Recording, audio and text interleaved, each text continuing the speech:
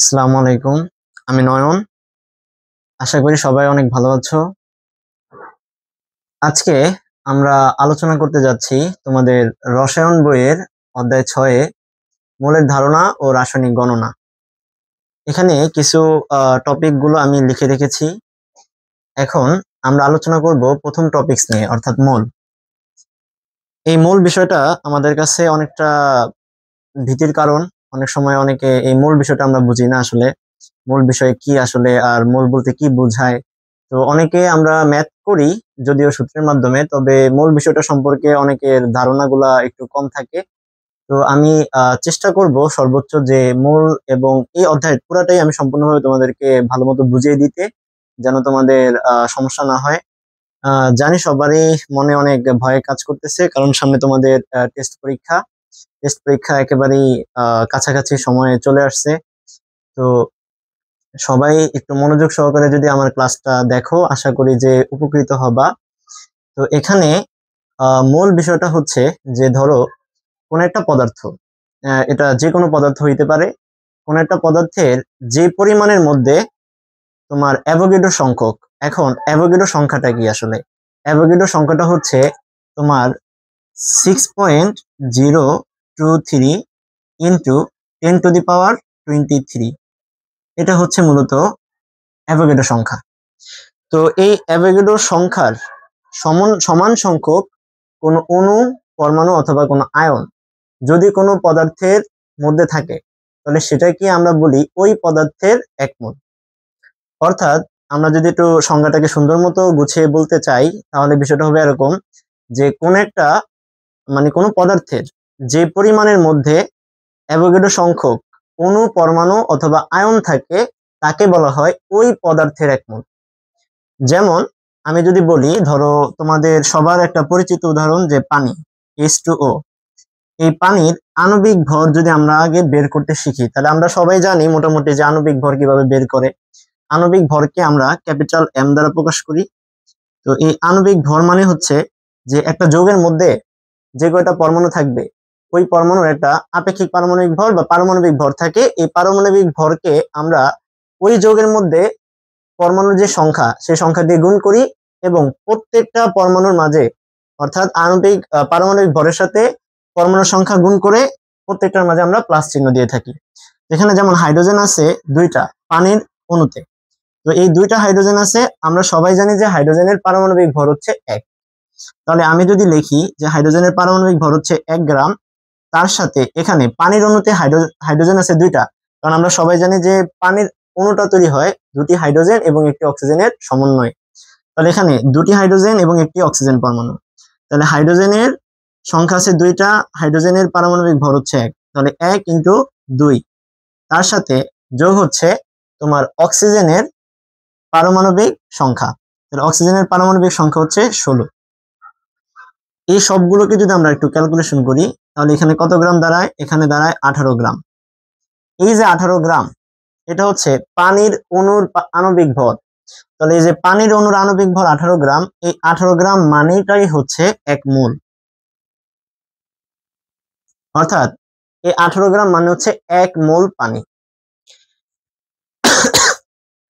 আবার আমরা যদি একটু আরেকটা উদাহরণ দেই, আহ ধরো আমরা এটা যৌগ দিয়ে দেখলাম। এখন কোন একটা পরমাণু যদি হয়, ধরো যে সোডিয়ামের পারমাণবিক ভর হচ্ছে 23 গ্রাম। তাহলে এই যে সোডিয়ামের পারমাণবিক ভর 23 গ্রাম, এই 23 গ্রাম মানে হচ্ছে এই সোডিয়ামের এক মোল, অর্থাৎ এই অ্যাভোগাড্রো সংখ্যা। অর্থাৎ এই এক মোলের মধ্যে কোন একটা যৌগের পরমাণু থাকতে পারে, অণু থাকতে পারে, আয়ন থাকতে পারে, এবং এই অণু, পরমাণু বা আয়ন এগুলো থাকবে এই অ্যাভোগাড্রো সংখ্যক, অর্থাৎ 6.023 ইন্টু 10⁻23। অর্থাৎ এত সংখ্যক অণু থাকতে পারে, আয়ন থাকতে পারে বা পরমাণু থাকতে পারে। আচ্ছা, এরপরে যদি আমরা বুঝে থাকি মূল বিষয়টা আসলে কি, এরপরে আমরা চলে যাব অণুর আণবিক ভর। আচ্ছা, অণুর আণবিক ভর আমরা একটু আগে পানির অণুর আণবিক ভর বের করছি। অণুর আণবিক ভর সবাই আমরা বের করতে পারি মোটামুটি, এটা একেবারে সহজ একটা নিয়ম। তবে যারা পারো না তাদের জন্য একটু আবারও দেখানো। যেমন আমি যদি লিখি যে সোডিয়াম হাইড্রোক্সাইড তাহলে এই যে সোডিয়াম হাইড্রোক্সাইড আমি লিখলাম, এই সোডিয়াম হাইড্রোক্সাইডের মধ্যে আমরা দেখতেছি যে আমরা সোডিয়াম হাইড্রোক্সাইডের যে আণবিক ভর বের করতে চাই, তাহলে আণবিক ভরকে আমরা ক্যাপিটাল এম দ্বারা প্রকাশ করি। তাহলে এম ইকুয়ালস টু হবে, এই সোডিয়ামের পারমাণবিক ভর হচ্ছে 23 গ্রাম, অক্সিজেনের হচ্ছে 16 গ্রাম, আর হাইড্রোজেনের হচ্ছে কত, 1 গ্রাম। এখন সোডিয়াম আছে এখানে একটা, অক্সিজেন আছে একটা, হাইড্রোজেন আছে একটা। তাহলে আমি সোডিয়ামের 23 গ্রাম প্লাস, যদিও এখানে 1 আর গুণ করা লাগে না, আমরা চাইলে এখানে 1 গুণ করতে পারি, বাট 1 গুণ করা আর না করা সমান কথা। তাহলে এখানে সোডিয়াম আছে একটা, তাহলে 23 ইন্টু 1 মানে 23, 1 23 হবে। তাহলে 23 গ্রাম প্লাস অক্সিজেনের কত, 16 গ্রাম প্লাস হাইড্রোজেনের 1 গ্রাম, তাহলে এটা দাঁড়াচ্ছে 24 আর 16। তাহলে হচ্ছে আমাদের টোটাল হচ্ছে 10, 1, 2, 4, 40 গ্রাম। টোটাল আমাদের এখানে 40 গ্রাম আছে। তো এই যে 40 গ্রাম, এই 40 গ্রাম হচ্ছে এটার আণবিক ভর। তাহলে আণবিক ভরটা আমরা এভাবে বের করতে পারি। এরপরে যে টপিকসটা আছে এটা হচ্ছে আমি কিছু সমস্যা নিয়ে এখানে আলোচনা করব। এখানে কয়েকটা সমস্যা আমি লিখে রেখেছি, যে একটি পানি অণুর ভর কত, একটি পানি অণুর ভর কত। এখন আমরা সকলেই জানি যে একটা পানি অণুর, একটু আগে আমরা পানি অণুর আণবিক ভর বের করছি। তো এরকম যদি কোনো কোশ্চেন থাকে যে একটা পানি অণুর ভর আসলে কত, তো এখানে ভরটা যে নির্ণয় করতে বলছে, আমরা এটা মূলত পানি অণুর আণবিক ভর আগে বের করব। তাহলে H2O এর আণবিক ভর আমরা জানি কত গ্রাম, 18 গ্রাম। তাহলে এই 18 গ্রাম হচ্ছে পানি অণুর আণবিক ভর। তাহলে এই 18 গ্রাম মানেই তো হচ্ছে 1 মোল। আর এই 1 মোল মানে কি, এই 1 মোল মানে হচ্ছে অ্যাভোগাড্রো সংখ্যক, অর্থাৎ 6.023 ইন্টু 10 টু দি পাওয়ার 23। তাহলে এতটি কি আছে, অণু আছে এর মধ্যে। আচ্ছা, তাহলে আমাদের বলছে একটি অণুর ভর কত। তাহলে আমরা এই জিনিসটাকে লিখবো এভাবে যে 18 গ্রাম পানি অণুর ভর, 18 গ্রাম পানিতে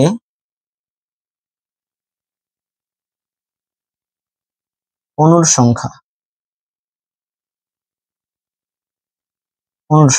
এখানে অণুর সংখ্যা কত, এই যে অ্যাভোগাড্রো সংখ্যক, এটাই 6.023 ইন্টু 10 টু দি পাওয়ার 23, এতটি। অর্থাৎ 18 গ্রাম মানে তো হচ্ছে 1 মোল। তাহলে 1 মোল মানে কত, 6.023 ইন্টু 10 টু দি পাওয়ার 23। তাহলে 18 গ্রাম পানিতে অণুর সংখ্যা আছে 6.023 ইন্টু 10 টু দি পাওয়ার 23 টি।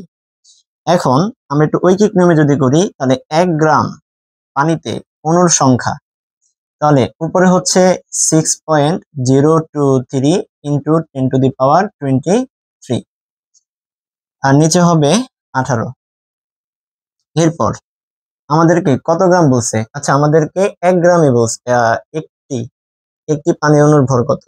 আচ্ছা আমরা একটু এটা উল্টা প্রসেসে করে ফেলছি, আমরা এটা একটু এইভাবে, মানে যে কয়টা সংখ্যা বের করতে বলছে এটা আমরা এই পাশে রাখবো। অর্থাৎ সংখ্যাটাকে আমরা যদি এই পাশে রাখি তাহলে আমাদের কাঙ্ক্ষিত ফলাফল চলে আসবে। এখানে একটি কথা বলছে, আমরা যদি গ্রাম বলতো তাহলে আমি এইভাবে করতাম।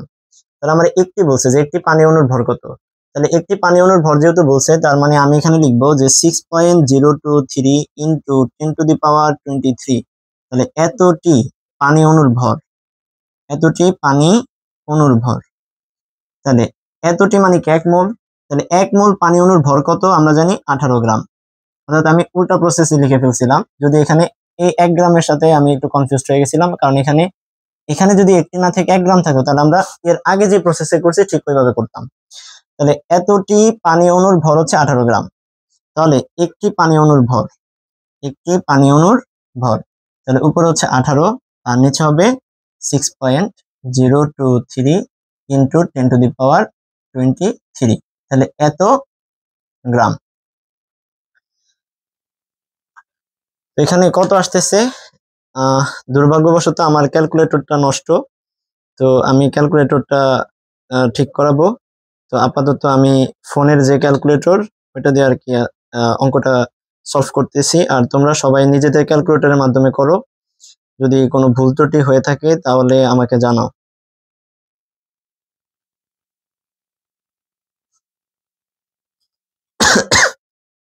আচ্ছা, এখানে উপরে হচ্ছে 18, নিচে হচ্ছে 6.023 ইন্টু 10⁻23। হ্যাঁ, তাহলে আমাদের এটা চলে আসে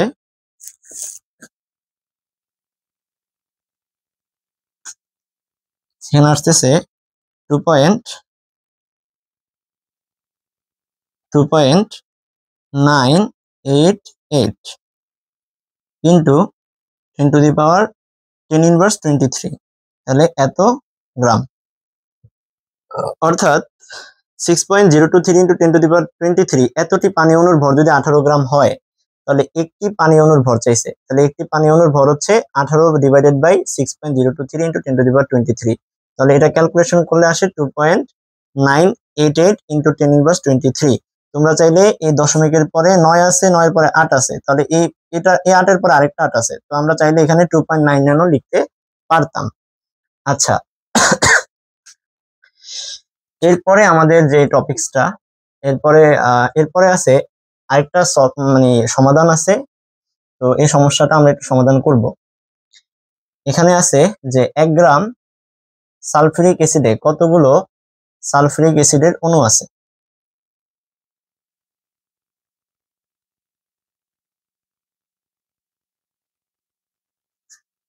আচ্ছা, তো আমাদের পরের যে কোশ্চেনটা, এই কোশ্চেনটা হচ্ছে যে 1 গ্রাম H2SO4 সালফিউরিক অ্যাসিডে কতগুলো H2SO4 অর্থাৎ সালফিউরিক অ্যাসিড এর অণু আছে। তাহলে আমাদেরকে অণুর সংখ্যা বের করতে বলছে এবং 1 গ্রাম সালফিউরিক অ্যাসিডে কতগুলো অণু আছে সেটা বের করতে বলছে। তাহলে আমাদের প্রথমে কি বলছে? গ্রাম। তার মানে আমার প্রথম কাজ হবে এই যে সালফিউরিক অ্যাসিড, এই সালফিউরিক অ্যাসিডের আণবিক ভরটাকে আগে বের করা। তাহলে প্রথম কাজ হবে সালফিউরিক অ্যাসিডের আণবিক ভর বের করা। তাহলে আণবিক ভর বের করে কিভাবে? এই হচ্ছে ক্যাপিটাল এম, আণবিক ভরকে ক্যাপিটাল এম দ্বারা প্রকাশ করে। তাহলে এখানে হাইড্রোজেন আছে 2টা, হাইড্রোজেনের পারমাণবিক ভর হচ্ছে 1 ইন্টু 2 যোগ সালফার, সালফারের আমরা জানি পারমাণবিক ভর হচ্ছে 32।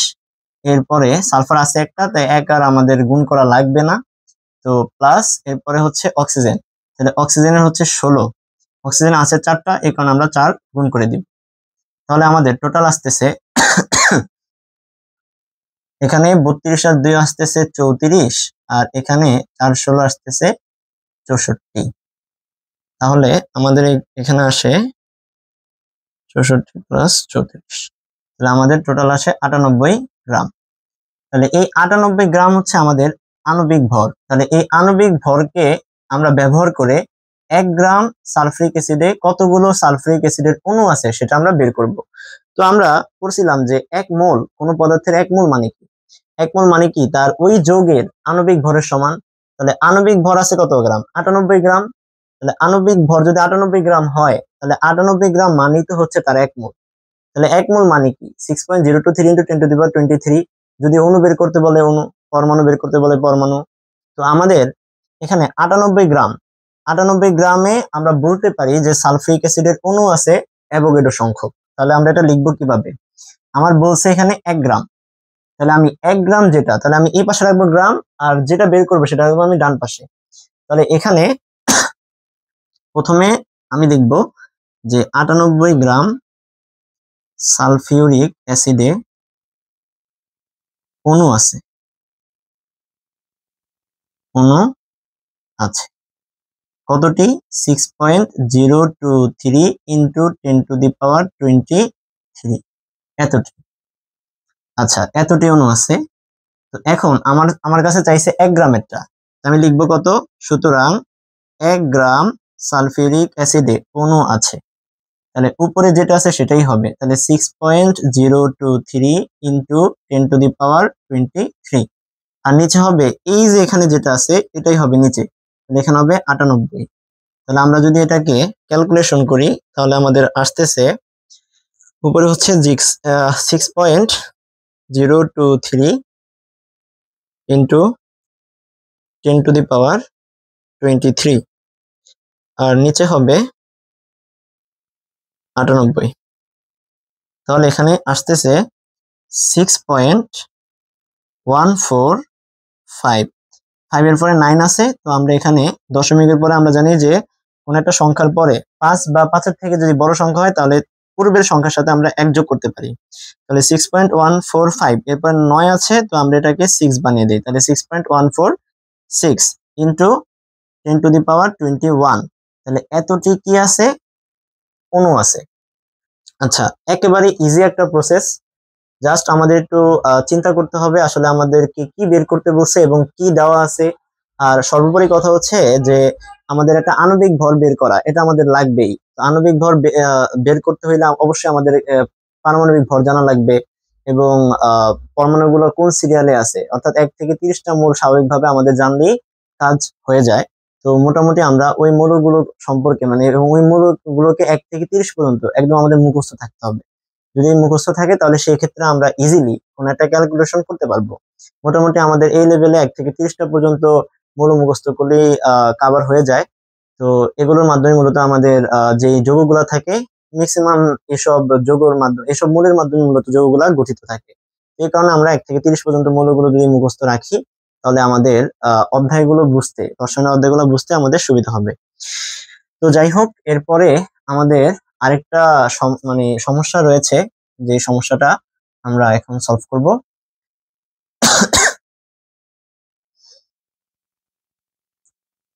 এখানে আমাদেরকে বলছে যে 5 গ্রাম পানিতে কত মোল পানি বিদ্যমান। তাহলে 5 গ্রাম পানিতে কত মোল চাইছে, তাহলে আমার এখানে মোল সংখ্যা বের করতে বলছে। তো এর আগে তো আমরা দেখছি যে অণুর সংখ্যা এবং আমাদেরকে অণুর ভর বের করতে বলছিল, বাট এখানে দেওয়া আছে 5 গ্রাম পানি এবং এই 5 গ্রাম পানিতে কত মোল পানি বিদ্যমান। তো আমরা এক্ষেত্রে এই যে পানি আছে, এই পানির আণবিক ভর, পানির আণবিক ভর আমরা কয়েকবার করছি এটা আমরা জানি। তাহলে পানির আণবিক ভর হচ্ছে H2O, এর আণবিক ভর হবে 18 গ্রাম। তাহলে 18 গ্রাম মানে কত মোল? 18 গ্রাম মানে তো 1 মোল, 1 মোল। আচ্ছা, তাহলে আমার বলছে যে 5 গ্রাম পানিতে কত মোল পানি আছে। তাহলে আমরা একটু চিন্তা করি তো, এখানে 18 গ্রাম আছে, তাহলে 18 গ্রামে যদি 1 মোল থাকে তাহলে 5 গ্রামে কত? তাহলে আমার তো এইভাবে সাজাতে হবে, অর্থাৎ একবার আমি 18 গ্রামে কত মোল আছে এটা বের করব। এরপর আমার প্রশ্নে যেটা চাইছে, আমার প্রশ্নে চাইছে কি যে 5 গ্রাম পানিতে কত মোল আছে, তাহলে 18 গ্রামে যদি 1 মোল থাকে তাহলে 5 গ্রামে কত মোল থাকবে, এটাই আমরা মূলত বের করব। তাহলে এখানে 18 গ্রাম, তাহলে 18 গ্রাম H2O তে পানি আছে 18 গ্রাম পানিতে আছে 1 মোল H2O, সুতরাং 1 গ্রাম পানিতে আছে আরো কম হবে, তাহলে 1/18। সুতরাং আমার কত গ্রাম চাইছে? 5 গ্রাম পানিতে, তাহলে আমি লিখব যে 5 গ্রাম পানিতে আছে উপরে 1 × 5 আর নিচে হবে 18। তাহলে আমরা একটু ক্যালকুলেশন করি, ক্যালকুলেশন করলে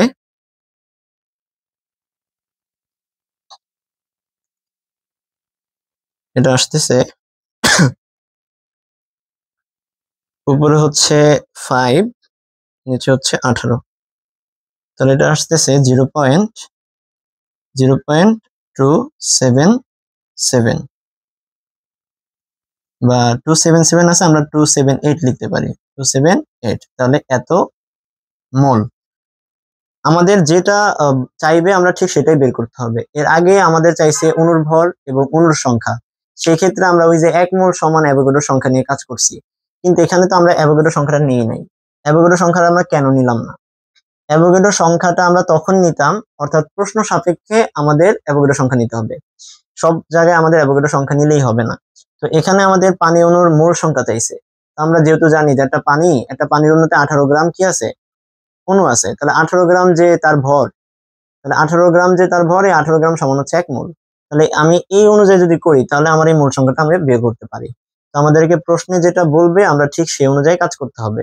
এবং এই অধ্যায়টা একটু থিঙ্কিং এর বিষয় আছে কিছু কিছু জায়গায়, যে আমাদের একটু ঠান্ডা মাথায় যদি চিন্তা করি তাহলে ম্যাথ গুলো খুবই সহজ, কিন্তু আমরা যদি একটু মাথা গরম করে ফেলি তাহলে সেই ক্ষেত্রে আমাদের ম্যাথ ভুল হওয়ার সম্ভাবনা একটু বেশি।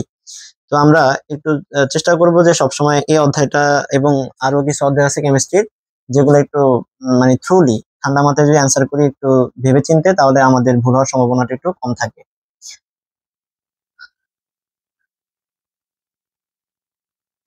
তো এরপরে আমরা আলোচনা করব, আমাদেরকে বলছে যে 1 গ্রাম সালফিউরিক অ্যাসিডে কতগুলো হাইড্রোজেন, সালফার এবং অক্সিজেন পরমাণু আছে। আচ্ছা, এই প্রশ্নটা প্রায় কিছু কিছু জায়গায় এসে থাকে, তোমার বোর্ডেও আসতে পারে। তো তুমি এই প্রশ্নটা একটু ভালো মতো করবা, এরকম যে হাইড্রোজেন, সালফার এবং অক্সিজেনের পরমাণু সংখ্যা কত, এগুলো একটু বোর্ড প্রশ্ন দিয়ে থাকে। তো আমরা এই প্রশ্নটা একটু সলভ করি। এখানে 1 গ্রাম সালফিউরিক অ্যাসিড বলছে, তো আমার প্রথমে দেওয়া আছে গ্রাম, 1 গ্রাম সালফিউরিক অ্যাসিড। তাহলে আমার সালফিউরিক অ্যাসিড আসলে কত গ্রাম আছে এটা আগে বের করতে হবে। তার মানে কি, আণবিক ভর আগে আমি বের করব। তাহলে সালফিউরিক অ্যাসিডের আণবিক ভর যদি আমরা বের করি, এটা আমি মুছে দিলাম। সালফিউরিক অ্যাসিড, তাহলে সালফিউরিক অ্যাসিড হচ্ছে H2SO4। তাহলে এটার আণবিক ভর ক্যাপিটাল M।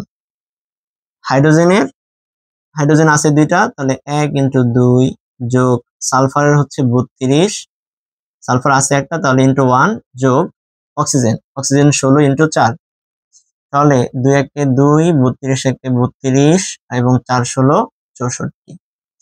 তাহলে আমাদের টোটাল আসতেছে 98 গ্রাম। 98 গ্রাম আসতেছে। তাহলে সালফিউরিক অ্যাসিড কত গ্রাম? 98 গ্রাম। মানে সালফিউরিক অ্যাসিডের টোটাল আণবিক ভর হচ্ছে 98 গ্রাম। তো এই 98 গ্রাম মানে হচ্ছে কত মোল? 1 মোল। তো আমাকে বলছে যে 1 গ্রাম সালফিউরিক অ্যাসিডে কতগুলো, এখানে আমার বলছে কতগুলো হাইড্রোজেন আছে, সালফার আছে এবং অক্সিজেন পরমাণু আছে। তো কতগুলো যদি বলে যে হাইড্রোজেন, সালফার এবং অক্সিজেন পরমাণু, তাহলে আমার পরমাণুর কথা বলছে। সো আমি এখানে কাজ করতে হবে অনুসংখ্যা নিয়ে। অনুসংখ্যা নিয়ে যদি আমি কাজ করি, তাহলে আমি কি পাবো? একটা অনুসংখ্যা পাইলে সেখান থেকে আমি পরমাণু সংখ্যা বের করতে পারবো। তাইলে আমি এখানে প্রথমে লিখবো যে আমরা জানি কি 98 গ্রাম মানে 1 মোল। মানে এই সালফিউরিক অ্যাসিডের টোটাল যে আণবিক ভর, এই টোটাল আণবিক ভর কত গ্রাম? 98 গ্রাম। তাহলে এই টোটাল 98 গ্রামই হচ্ছে তার 1 মোল। তাহলে 1 মোল মানে কত? ওই যে অ্যাভোগাড্রো সংখ্যক, যে সংখ্যাটা আমরা আর কি বলছিলাম যে অ্যাভোগাড্রো সংখ্যক 6.023 × 10⁻23। তাহলে আমরা বলবো যে 98 গ্রামে 98 গ্রাম সালফিউরিক অ্যাসিডে কি আছে? অণুর সংখ্যা। তাহলে অণুর সংখ্যা আছে, অণুর সংখ্যা আছে ওই যে অ্যাভোগাড্রো সংখ্যক 6.023 × 10⁻23 এতটি। এরপরে আমি 1 গ্রামের কথা যেহেতু বলছে, তো আমার কাজটা আরো ইজি হয়ে গেল। এখানে 10 গ্রাম বলতে পারতো, 20 গ্রাম বলতে পারতো। সেক্ষেত্রে আমি প্রথমে 1 গ্রামেরটা নিতাম, এরপর আবার যেটা বের করতে বলতো 10 গ্রাম বা 20 গ্রাম, এর পরের লাইনে আবার আমি 20 গ্রামেরটা নিতাম। অর্থাৎ আমরা ঐকিক নিয়মে যেমন ম্যাথ করছি 5-6 এ, তো আমরা সেভাবে আসলে ঐকিক নিয়ম অনুযায়ী করতাম। তাহলে এখানে 1 গ্রাম সালফিউরিক অ্যাসিডে অণুর সংখ্যা আছে, উপরে হচ্ছে 6.023 × 10⁻23 আর নিচে হবে 98। আচ্ছা, তাহলে এতটি। তাহলে আমরা এটা যদি একটু ক্যালকুলেশন করি, তাহলে আমাদের আসতেছে 6.023 × 10⁻23 ডিভাইডেড বাই 98। তাহলে এটা থাকতেছে 6.145 আছে, তাহলে আমি এখানে 15 লিখতে পারি। তাহলে 6.15 × 10⁻21, তাহলে এতটি। ব্যাস, এখন আমার অনুসংখ্যা আমি পেয়ে গেলাম যে এই সালফিউরিক অ্যাসিড, যে সালফিউরিক অ্যাসিডের কথাটা আমাকে বলছে, তাহলে এই সালফিউরিক অ্যাসিডের মধ্যে আমার অণুর সংখ্যা আছে 6.15 × 10⁻21, এটা আমি পেয়ে গেলাম। এখন অণুর সংখ্যা তো পাইলাম, বাট আমার তো এখানে পরমাণুর সংখ্যা বের করতে বলছে এবং প্রত্যেকটা মোলের সিঙ্গেল পরমাণু সংখ্যা চাইছে। হাইড্রোজেনের চাইছে, সালফারের চাইছে এবং অক্সিজেনের চাইছে। এখন সালফার তো আছে একটা, তাহলে সালফার যেহেতু একটা আছে, তাহলে আমি সালফারের ক্ষেত্রে এখানে যেই সংখ্যাটা আমি পাইছি ওইটাই হবে তার পরমাণু সংখ্যা। কিন্তু হাইড্রোজেন তো দুইটা আছে, তাহলে হাইড্রোজেন দুইটা যে আছে, এই হাইড্রোজেন দুই দিয়ে আমি যদি এটাকে গুণ করি, অর্থাৎ এই সালফিউরিক অ্যাসিডের মধ্যে যে কয়টা হাইড্রোজেন আছে ওই হাইড্রোজেনের সংখ্যাটা দিয়ে তুমি যদি এই সংখ্যাটাকে গুণ করো, তাহলে তুমি হাইড্রোজেনের পরমাণু সংখ্যা পেয়ে যাবা। আবার এখানে অক্সিজেন আছে কয়টা? 4টা। তাহলে অক্সিজেনের ওই 4 দিয়ে তুমি এটাকে গুণ দাও, গুণ দিলে যে সংখ্যাটা তুমি পাবা সেটাই হচ্ছে মূলত অক্সিজেনের পরমাণু সংখ্যা। এরপরে সালফারের 1 আছে, তাহলে 1 দিয়ে যদি আমি এই সংখ্যাটা গুণ দিই তাহলে এই সংখ্যাটাই তো হবে। এই কারণে মূলত এটা আর করা লাগে না। তো আমরা মূলত এখানে হাইড্রোজেন, সালফার এবং অক্সিজেনের আমরা বলবো যে হাইড্রোজেনের পরমাণুর সংখ্যা, পরমাণুর সংখ্যা, হাইড্রোজেনের পরমাণুর সংখ্যা কত? এই যে সংখ্যাটা, তার সাথে হাইড্রোজেন এখানে আছে কয়টা? সালফিউরিক অ্যাসিডের মধ্যে 2টা আছে, তাহলে এই 2 দিয়ে আমি এই সংখ্যাটাকে গুণ করব। তাহলে 6.15 ইন্টু 10⁻21 ইন্টু হচ্ছে 2, তাহলে এত টি। তাহলে এটা আসতেছে আমার 6.15 ইন্টু 10⁻21, এটা আসতেছে 6.15। আচ্ছা, এটারে গুণ করবো আমরা কত দিয়ে? 2 দিয়ে। এটা আসতেছে 1.23 ইন্টু 10⁻22, তাহলে এত টি। আচ্ছা, তাহলে হাইড্রোজেনের পরমাণু সংখ্যা আমরা পেয়ে গেলাম। এবার আমরা বের করব অক্সিজেনের পরমাণু সংখ্যা। যা সালফার আছে, সালফারের পরমাণু সংখ্যা, তাহলে সালফারের পরমাণুর সংখ্যা, পরমাণুর সংখ্যা। তো এই যে সংখ্যাটা, এটার সাথে যদি আমি 1 গুণ করি তাহলে এই সংখ্যাটাই তো হবে। যেহেতু সালফার এখানে একটা আছে, এখানে 1 আমরা দেওয়া লাগে না মূলত, এই কারণে আমরা এখানে একটা দেই নাই। এখানে সালফার মূলত একটা আছে, কোনো সংখ্যা নাই সালফারের নিচে ডান পাশে, এই কারণে এখানে সালফার একটা আছে, এই কারণে আমরা এই 1 দ্বারা যেটা গুণ করি এই সংখ্যাটাই হবে, তাহলে আমরা এই সংখ্যাটাই লিখে দিব, অর্থাৎ 6.15 ইন্টু 10⁻21 এত টি। এখন পরেরটা অক্সিজেন, তাহলে অক্সিজেন আছে 4টা, তাহলে আমি 4 দিয়ে গুণ দিব, তাহলে অক্সিজেনের পরমাণুর সংখ্যা, পরমাণুর সংখ্যা 6.15 ইন্টু 10⁻21, তার সাথে গুণ হবে 4, এটা। তাহলে এখানে আসতেছে 6.15 ইন্টু 10⁻21 ইন্টু হচ্ছে 4, তাহলে এটা আসতেছে 2.46 ইন্টু 10⁻22 এতটি। এই হচ্ছে মূলত আমাদের এই সমস্যাগুলো। তো এখন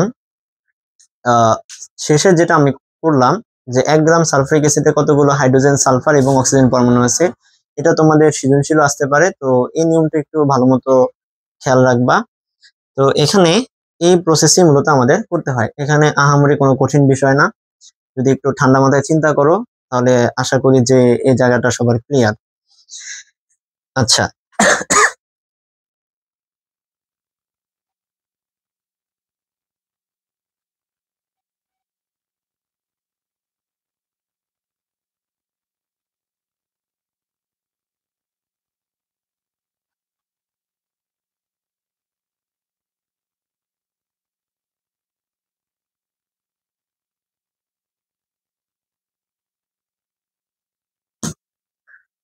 এরপরে আমাদের গ্যাসের মোলার আয়তন, গ্যাসের মোলার আয়তন মূলত আলোচনা করতে হবে।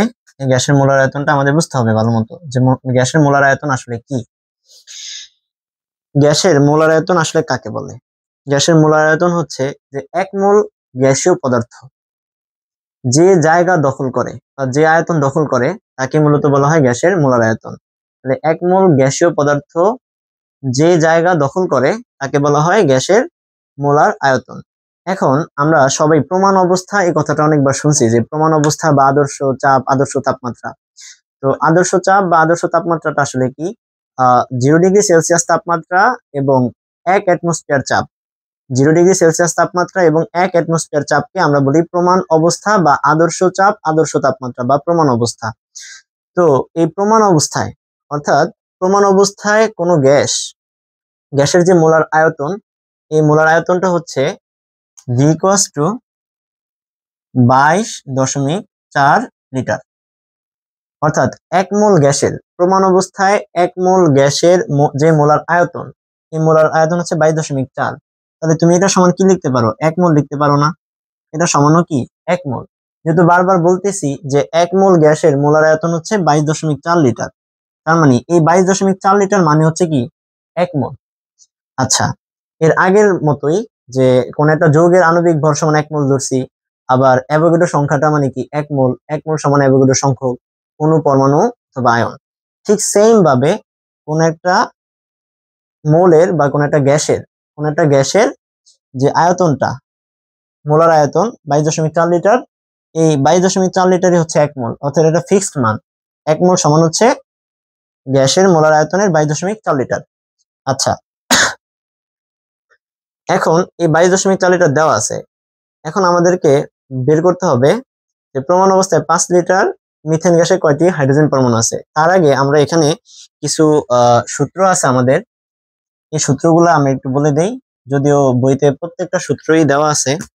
আমরা যদি কোন একটা মোলের মোল সংখ্যা বের করতে চাই, তাহলে আমরা n = লিখি, ধরো মোলের পারমাণবিক ভর, আণবিক ভর আছে এবং মনে করো যে দ্রবের ভর দেওয়া আছে। তাহলে দ্রবের ভর যদি দেওয়া থাকে এবং আণবিক ভর দেওয়া থাকে, তাহলে n = W/m। এটা হচ্ছে মূল সংখ্যা নির্ণয়ের সূত্র। এরপরে মূল সংখ্যার আরেকটা সূত্র হচ্ছে n =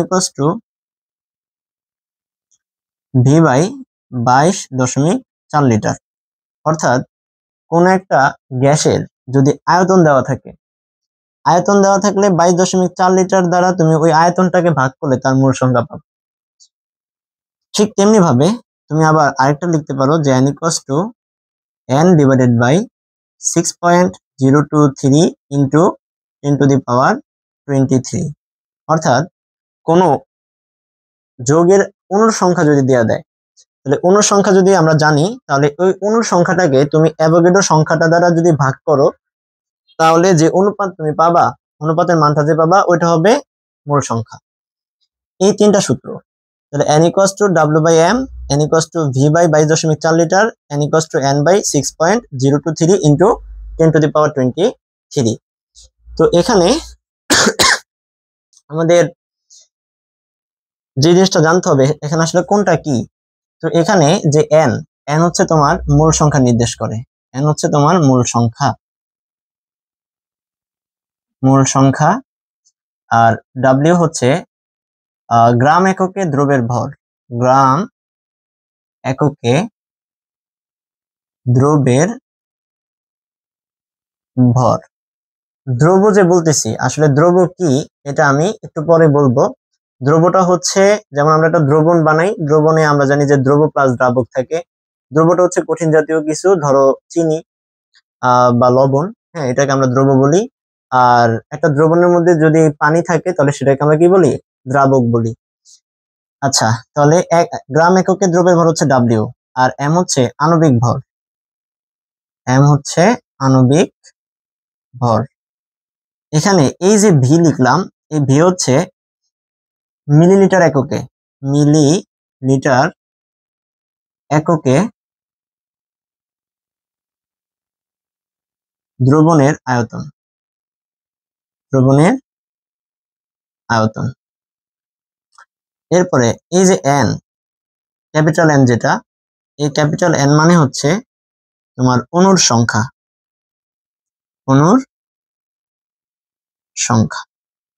এই তাহলে n হচ্ছে ছোট যে nটা, স্মল n, এটা হচ্ছে মূল সংখ্যা নির্দেশ করে। W যেটা, সেটা হচ্ছে গ্রাম এককে দ্রব্যের ভর নির্দেশ করে। ক্যাপিটাল M হচ্ছে আণবিক ভর নির্দেশ করে। V হচ্ছে মিলিলিটার এককে আয়তন নির্দেশ করে। আর ক্যাপিটাল N যেটা, সেটা হচ্ছে অণুর সংখ্যা নির্দেশ করে। এই কয়টা সূত্র আমাদের জানতে হবে। এছাড়াও আরো কিছু সূত্র আছে, যে সূত্রগুলো আমি একটু বলে দেই, যদিও সেটা একটু পরে আসতেছে মোলার দ্রবণের ওখানে। তো যেহেতু সূত্রগুলো লিখলাম, তো ওই সূত্রগুলো আমি এখানে অ্যাড করে দেই। তো ওই সূত্রগুলো হচ্ছে, তোমার যদি একটা দ্রবণের মোলারিটি বের করতে বলে বা একটা মোলের ঘনমাত্রা, মোলারিটি আর ঘনমাত্রা দুইটা কিন্তু সেম জিনিস, কনফিউজ হওয়ার কিছু নাই। মোলারিটি যে কথা, ঘনমাত্রা একই কথা। তো এখন আমরা জানি যে W equals to SVM divided by 1000। এটা হচ্ছে একটা সূত্র দ্রবের ভর বের করার।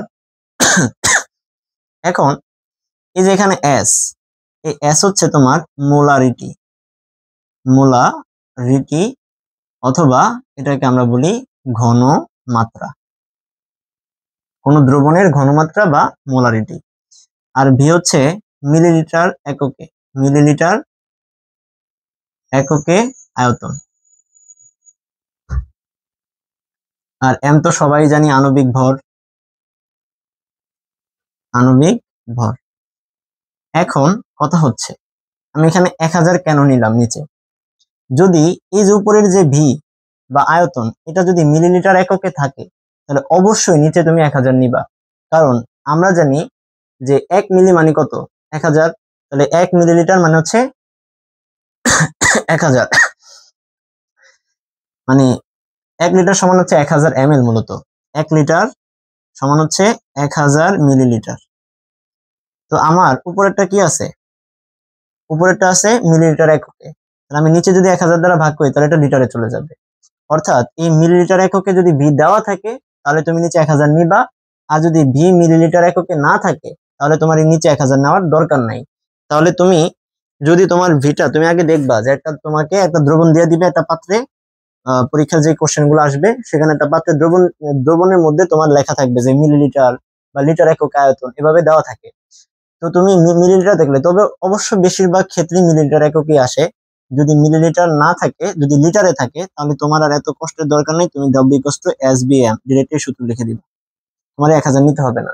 এই 1000 মূলত তুমি তখনই নিবা যখন এই ভি বা আয়তনটা মিলিলিটার এককে থাকবে, তখন তুমি নিচে 1000 দিবা, 1000 দিয়ে ভাগ করে দিবা। আর যদি না থাকে তাহলে তুমি ডিরেক্ট WSBM এভাবে করে দিলেই অঙ্কটা হবে। তো তুমি চাইলে এখান থেকে একাধিক ভাবে তুমি অনেক কিছু বের করতে পারো, যে তোমাকে যে মোলারিটি বের করতে বলে, যদি এটা দেওয়া থাকে, দ্রবের ভর দেওয়া থাকে, আণবিক ভর যদি ওই যৌগের জানো, ঠিক আছে, নিচে 1000 আছে, আর আয়তন যদি জানো তাহলে তুমি এখানে মোলারিটি বা এস বের করতে পারবা। আবার তোমাকে যদি মোলারিটি দেয়া দেয়, মানে এস দেয়া দেয় এবং ডব্লিউ দেওয়া থাকে, তোমাকে বললো যে এমও জানো, বললো ভি বের করতে, তাহলে তুমি এখান থেকে ভিও বের করতে পারবা। এইভাবে মূলত আমরা যে মানটা আমাদের দরকার সেই মানটা আমরা এই সূত্রের মাধ্যমে বের করতে পারবো, ক্যালকুলেশনের মাধ্যমে আমরা বের করব। আমি নেক্সট একটা ক্লাস দিব তোমাদের সৃজনশীলের উপরে, সৃজনশীল প্র্যাকটিসের উপরে, বোর্ড প্রশ্নগুলো। তো আমি সেখানে সবগুলো আমি করাই দিব, যে কিভাবে আসলে তুমি করবা এটা সিকিউ, তুমি কিভাবে অ্যান্সার করবা, কিভাবে অ্যান্সার করলে তোমার একটু ভালো মতো তুমি মার্কটা পাবা, এই বিষয়গুলো আসলে আমি আলোচনা করব। তো তোমরা আপাতত এই বেসিক ক্লাসটা একটু এদিকে খেয়াল রাখো, যে বিষয়গুলো দরকার তোমাদের ওই বিষয়গুলো তোমরা ক্লিয়ার হয়ে নাও।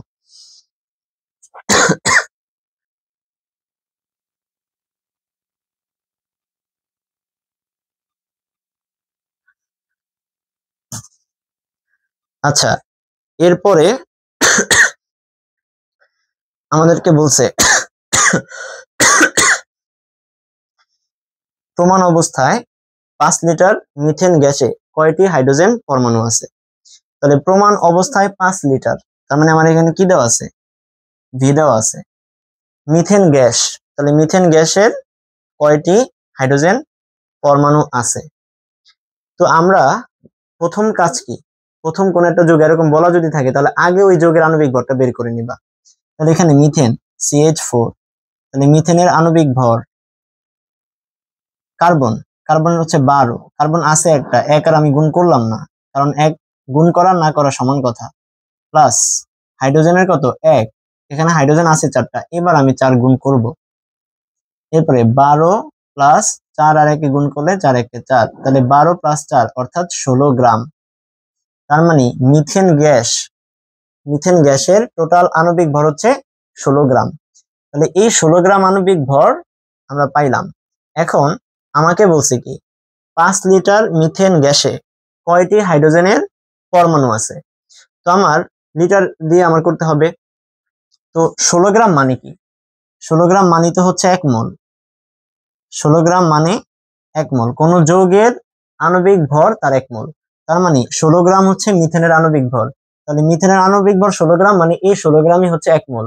তাহলে 1 মোল সমান কি? আবার আমরা জানি 1 মোল সমান 22.4 লিটার।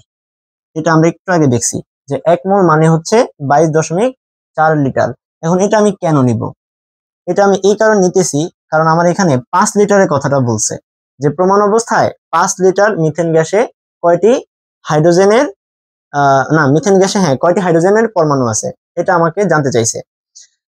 তো এই কারণে মূলত আমি লিটারে কনভার্ট করে বা আমি লিটারে গিয়ে এরপর আমি এভাবে করতে হবে। তাহলে এখানে 22.4 লিটার, প্রথমে আমি বলবো যে 22.4 লিটার। তাহলে 22.4 লিটার যদি 1 মোল হয় তাহলে 1 মোল সমান আমরা কি পড়ছিলাম? ওই যে অ্যাভোগাড্রো সংখ্যক অণু।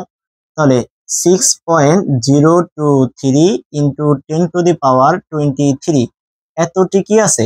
অণু আছে। তাহলে কোন যৌগের 1 মোলের মধ্যে অ্যাভোগাড্রো সংখ্যক অণু থাকে। তাহলে আমার পরমাণু বলছে, অবশ্যই আমার অণুটাকে আনতে হবে।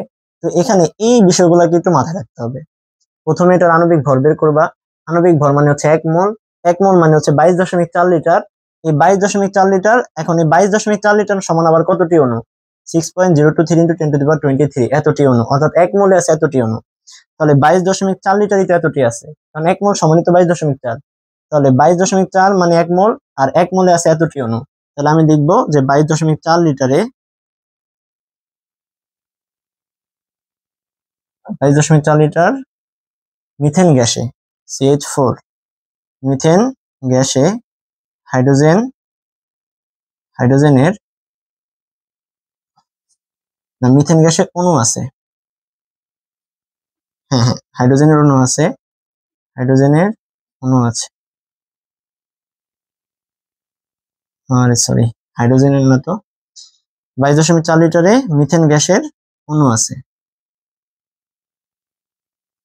অণু আছে। এখানে হবে অণু আছে কতটি? 6.023 ইন্টু 10⁻23 এতটি। আচ্ছা, এবার 1 লিটারে কত? 1 লিটারে আরো কম। তাহলে 6.023 ইন্টু 10⁻23 ভাগ হবে এই 22.4 দ্বারা, 22.4। এখন আমার কত লিটার বলছে? আমাকে বলছে কত? 5 লিটার। তাহলে 5 লিটারের কথা আমাকে বলছে। তাহলে আমি এখানে লিখবো যে 5 লিটার, 5 লিটারে 5 লিটার মিথেন গ্যাসের 5 লিটার মিথেন গ্যাসের অণু আছে, মিথেন গ্যাসের অণু আছে 6.023 ইন্টু 10⁻23 ইন্টু হচ্ছে 5 ভাগ হচ্ছে 22.4। তাহলে এটাকে যদি আমরা ক্যালকুলেশন করি তাহলে এটা আসতেছে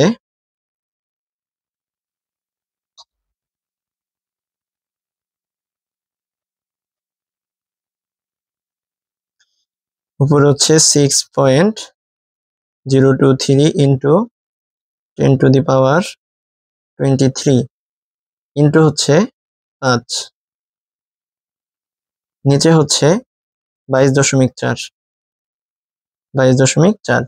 এটা আসতেছে 1.34419 ইন্টু 10⁻23 এত টি। আচ্ছা, আমাকে বলছে হাইড্রোজেনের পরমাণু আছে কয়টি। তাহলে এখানে এটা তো বের হইছে যে মিথেন গ্যাসের যে অণুর সংখ্যা সেটা বের করছি। তো মিথেন গ্যাসের অণুর সংখ্যা আছে এতটি। আচ্ছা, এখন হাইড্রোজেনের যদি পরমাণু সংখ্যা বের করতে হয় তাহলে হাইড্রোজেন আছে কয়টা? এখানে মিথেন গ্যাসের মধ্যে 4টা আছে। তাহলে এই যে তুমি অণুর সংখ্যাটা পাইছো শেষে, এই অণুর সংখ্যার সাথে তুমি 4 গুণ করে দাও, গুণ করলে তুমি এই হাইড্রোজেনের পরমাণু সংখ্যা পাবা। তাহলে আমরা লিখব যে সুতরাং হাইড্রোজেনের পরমাণুর সংখ্যা, হাইড্রোজেনের পরমাণুর সংখ্যা, তাহলে হাইড্রোজেনের পরমাণুর সংখ্যা হচ্ছে এই যে সংখ্যাটা, এই সংখ্যার সাথে তুমি হাইড্রোজেনের এই এখানে আছে 4টা হাইড্রোজেন, তাহলে 4 দ্বারা গুণ করবা। তাহলে 6.023 1.344 ইন্টু 10⁻23, তার সাথে আমাদের গুণ হবে 4। তাহলে এটা আসবে 1.34419 ইন্টু 10⁻23 ইন্টু হচ্ছে 4। এটা আসতেছে 5.37676 ইন্টু 10⁻23 এতটি। আচ্ছা, তাহলে এই যে 5 লিটার, তাহলে প্রমাণ অবস্থায় 5 লিটার মিথেন গ্যাসে কয়টি হাইড্রোজেন পরমাণু আছে? তাহলে হাইড্রোজেন পরমাণু আছে এতটি। এই হচ্ছে মূলত আমাদের কাঙ্ক্ষিত ফলাফল। তো এরপর আরেকটা সমস্যা আছে যে প্রমাণ অবস্থায় 10 গ্রাম হাইড্রোজেন গ্যাসের আয়তন কত? প্রমাণ অবস্থায় 10 গ্রাম হাইড্রোজেনের আয়তন। তো এটা একেবারে আমাদের ইজি একটা প্রসেস। তো আমরা এটা সলভ করে নেই।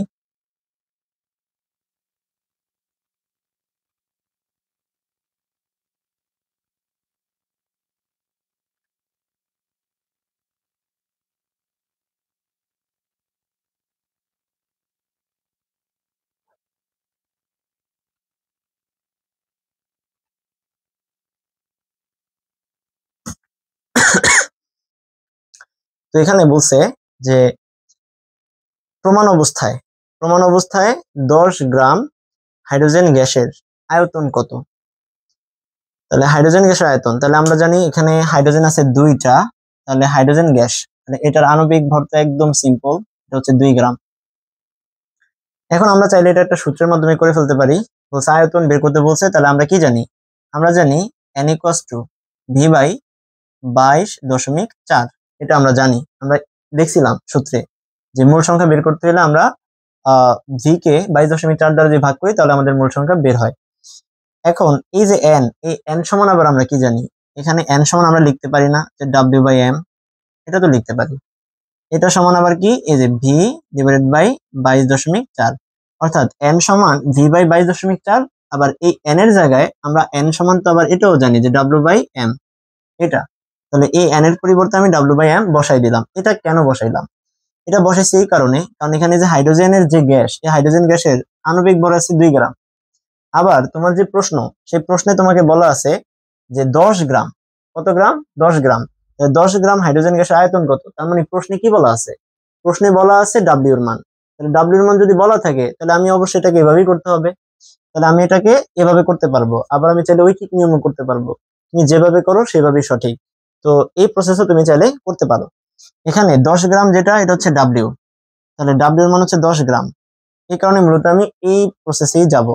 ডাব্লিউ হচ্ছে 10, আর এই আণবিক ভর এটা কত? 2 গ্রাম। তাহলে নিচে 2 বসাও, এই পাশে যা ছিল তা বসাও। v/22.4। আমার কাজ কি? আমার মূল লক্ষ্য হচ্ছে এই যে ভি, এই ভিটাকে মূলত বের করা। তো 10 এর 2 দ্বারা যদি ভাগ করো তুমি, তাহলে 5 আসবে, এখানে আসবে 5। তাহলে এখানে 5 = v/22.4। আচ্ছা, এবার তুমি বের করতে যাচ্ছ ভি। তাহলে ভি যদি তুমি বের করো তাহলে এখানে কি হবে? ভি সমান এই 22.4 ইন্টু হবে 5, অর্থাৎ এটাকে তুমি যদি এই পাশে নিয়ে আসো তাহলে v/22.4 এই 5 এর ওই পাশে চলে যাবে পক্ষান্তর করে। এরপরে তুমি ভি যদি রেখে দাও তাহলে 22.4 ছিল ভি এর নিচে, অর্থাৎ ভাগাকারে, ওইটা যদি ওই পাশে সমানের ওই পাশে যায় তাহলে হবে গুণ। তাহলে 22.4 ইন্টু 5। তাহলে ভি এর মান কত আসতেছে? ভি এর মান আসতেছে 22.5 ইন্টু হচ্ছে 5, আরে সরি, 22.4 ইন্টু 4, 22.4 ইন্টু 5, 22.4 ইন্টু 5। তাহলে এটা আসতেছে কত? 112 মিলিলিটার। 112 মিলিলিটার। আচ্ছা, তাহলে 22.4 এর সাথে আমরা যদি 5 গুণ করি তাহলে আমাদের আসতেছে 112 মিলিলিটার। এই হচ্ছে মূলত আমাদের 6 নম্বর যে কোশ্চেনটা ছিল এই কোশ্চেনের অ্যান্সার। এগুলো সবই তোমাদের বইতে দেওয়া আছে, তোমরা একটু মিলিয়ে নিও।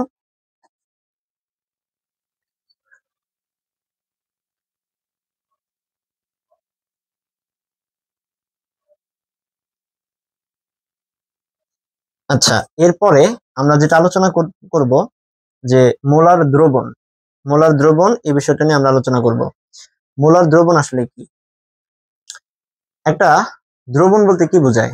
ধরো তুমি একটা গ্লাসে পানি নিলা, পানি নেওয়ার পরে তুমি কিছু পরিমাণে চিনি নিলা, চিনি পানি, এবার তুমি কিছু ট্যাং যুক্ত করলা, তাহলে তোমার সেখানে কি হবে? একটা দ্রবণ তৈরি হবে, অর্থাৎ যেটাকে আমরা বলি শরবত তৈরি হওয়া। তো শরবতটাই মূলত হচ্ছে তোমার দ্রবণ। তো এই দ্রবণের মধ্যে কি কি থাকে? এই দ্রবণের মধ্যে তোমার পানি থাকে, চিনি, লবণ, হ্যাঁ, এগুলো থাকে। তো তোমার দ্রব মানে কি? দ্রব মানে হচ্ছে কঠিন জাতীয়, অর্থাৎ পানির সাথে তুমি যেটা মিক্স করতেছো, কঠিন জাতীয়টা, এটা হচ্ছে মূলত তোমার দ্রব। আর দ্রাবক মানে হচ্ছে তোমার তরল জাতীয়, অর্থাৎ তরলটাই মূলত আমরা বলি এটাকে দ্রাবক। তাহলে আমরা দ্রবণ সমান কি জানি? আমরা দ্রবণ সমান জানি, এটা হচ্ছে ক্লাস 8 এর পড়া। দ্রবণ সমান হচ্ছে দ্রব প্লাস হচ্ছে দ্রাবক। আমরা সবাই ক্লাস 8 পড়ছি। তাহলে দ্রবণ সমান দ্রব প্লাস দ্রাবক। তাহলে দ্রব মানে কি? এখানে চিনি হইতে পারে, লবণ হইতে পারে, লবণ হইতে পারে, গ্লুকোজ হইতে পারে, এরপরে বাজারে যে ট্যাঙ্ক পাওয়া যায় ট্যাঙ্ক হইতে পারে। আর দ্রাবক, দ্রাবক মানে কি? তরল জাতীয়, ধরো পানি, এই আর কি। তো এখন দ্রবণ সমান দ্রব প্লাস দ্রাবক, এটা হচ্ছে আমাদের সূত্র। এখন দ্রবণটা আসলে কেমন? ধরো তুমি আহ একটা গ্লাসের মধ্যে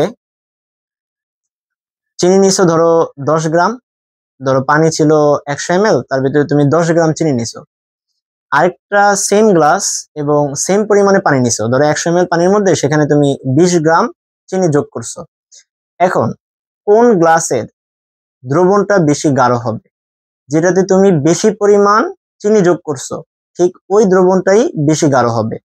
আর যেই দ্রবণটাতে তুমি চিনি কম যোগ করছো সেটা কম গাঢ় হবে। অর্থাৎ সেটা হবে কি, এটা আমরা এখানে দ্রবণ মূলত দুই প্রকারের, একটা হচ্ছে তোমার লঘু দ্রবণ, আর একটা হচ্ছে তোমার গাঢ় দ্রবণ।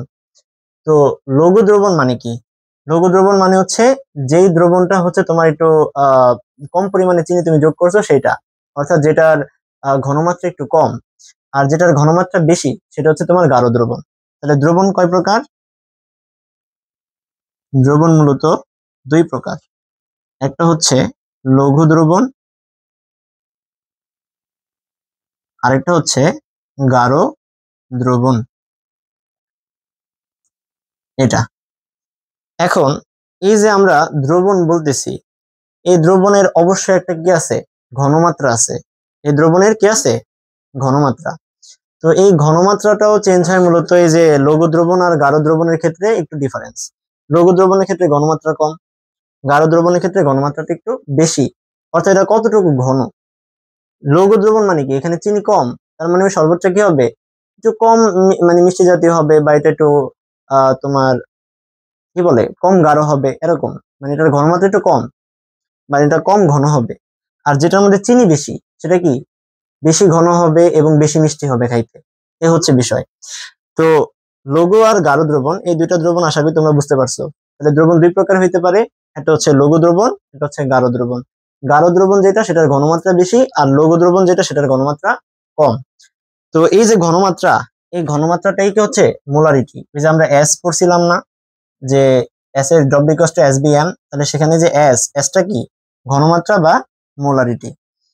তাহলে এই যে ঘনমাত্রা, এই ঘনমাত্রার একক আছে। তাহলে ঘনমাত্রা, ঘনমাত্রা, তাহলে ঘনমাত্রাকে আমরা এস দ্বারা প্রকাশ করি। এই এস এর একক হচ্ছে তোমার মোলার, এটাকে ক্যাপিটাল এম দ্বারা প্রকাশ করা হয়। এখন অনেকে বলবা যে আণবিক ভরকেও তো আমরা এম দ্বারা প্রকাশ করি। ঠিক আছে, আণবিক ভরকে আমরা এম দ্বারা প্রকাশ করি, কিন্তু এখানে এই যে এস এর মান যে মোলার, এটাকে আমরা ক্যাপিটাল এম দ্বারাও প্রকাশ করি। অর্থাৎ মোলার কেও, অর্থাৎ ঘনমাত্রার যে একক, অর্থাৎ মোলারিটির যে একক সেটা হচ্ছে মোলার। তার আরেকটা একক আছে, তুমি যদি বুঝো যে মোল পার লিটার, মোল পার লিটার, এটা থেকে তুমি এটা সংজ্ঞাটাও বানাতে পারো। এখানে 1 লিটার মানে কি? 1 লিটার মানেই তো 1000 ml। 1 লিটার যে কথা, 1000 ml একই কথা। তাহলে তুমি এটা বলতে পারো যে 1000 ml কোনো দ্রাবকে বা কোনো দ্রবণে 1000 ml কোনো দ্রবণে 1 মোল দ্রবীভূত থাকলে তাকে ওই মোলের ঘনমাত্রা বা মোলারিটি বলে। অর্থাৎ বিষয়টা হচ্ছে 1 লিটার কোন একটা পানি, মানে 1 লিটার পানি নিছো বা 1000 ml পানি নিছো, ওই 1000 ml পানি না, দ্রবণ, 1000 ml একটা দ্রবণ নিছো, ওই দ্রবণের মধ্যে তুমি মনে করো যে 1 মোল বা যত মোল, 1 মোল হইতে পারে, 2 মোল হইতে পারে, 3 মোল হইতে পারে, ওই 1000 ml দ্রবণের ভিতরে তুমি যত মোল দ্রবণ নিবা, অর্থাৎ চিনি বা লবণ নিবা, ঠিক আছে, মানে সহজ উদাহরণের জন্য আর কি চিনি আর লবণের কথাটা বলতেছি, যে চিনি আর লবণ যদি নাও তাহলে সেক্ষেত্রে তোমার কি হবে, তুমি মোলারিটি পাবা। অর্থাৎ মোলারিটি কাকে বলে, 1000 ml বা 1 লিটার দ্রবণের মধ্যে যে পরিমাণ বা যত মোল কোনো কি আছে, দ্রব আছে, তাহলে 1000 ml বা 1 লিটার দ্রবণের মধ্যে যত মোল দ্রবীভূত থাকে তাকে বলা হয় ওই মোলের মোলারিটি। অর্থাৎ এটার একক হচ্ছে মোল পার লিটার। তাহলে মোলারের আরেকটা একক কি, এটা কি পাবো, আমরা লিখি যে মোল পার লিটার, আবার অনেকে এইভাবে লেখে মোল লিটার ইনভার্স 1 বা মোল পার লিটার, এভাবে আমরা প্রকাশ করে থাকি। তো আশা করি যে মোলারিটি বিষয়টা ক্লিয়ার। অর্থাৎ মোলারিটি মানে হচ্ছে যে তোমার 1 লিটার কোন একটা দ্রবণ, তুমি যেটাই নাও, যে 1 লিটার দ্রবণ নিছো বা 1000 ml, মানে 1 লিটার মানে 1000 ml, তাহলে 1000 ml কোন একটা দ্রবণ বা 1 লিটার দ্রবণ, 1 লিটার দ্রবণের মধ্যে যত মোল দ্রবীভূত থাকবে, কিন্তু দ্রবীভূত থাকতেছে, তার মানে কি কঠিন জাতীয় যেটা সেটা দ্রবীভূত থাকতেছে, মানে সেটাকে আমরা বলতেছি ওই মোলের মোলারিটি। আচ্ছা, এখন তোমাকে যদি কেউ বলে যে 10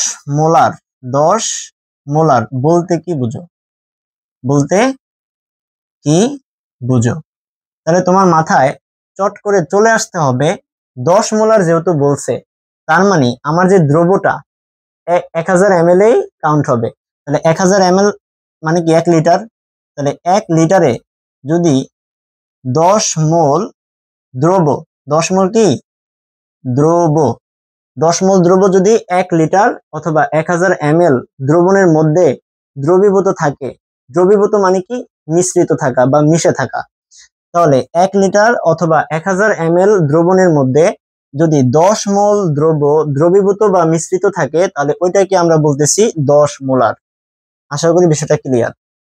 এখন তোমাকে যদি বলে 100 মোলার বলতে কি বুঝো, তাহলে তুমি জাস্ট ওইটাই বলবা যে 1000 ml দ্রবণের মধ্যে যদি 100 মোল দ্রবীভূত থাকে, তাহলে তাকে বলা হয় ওই দ্রবণের 100 মোলার। এই হচ্ছে বিষয়। আশা করি মোলার এই বিষয়টা একদম সবাই ক্লিয়ার, কারণ মোলার বিষয়টা নিয়ে অনেক সময় একটু কনফিউশন থাকে যে মোলার আসলে কি।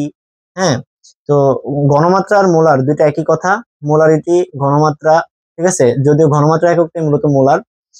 এ হচ্ছে বিষয়। আচ্ছা, এরপরে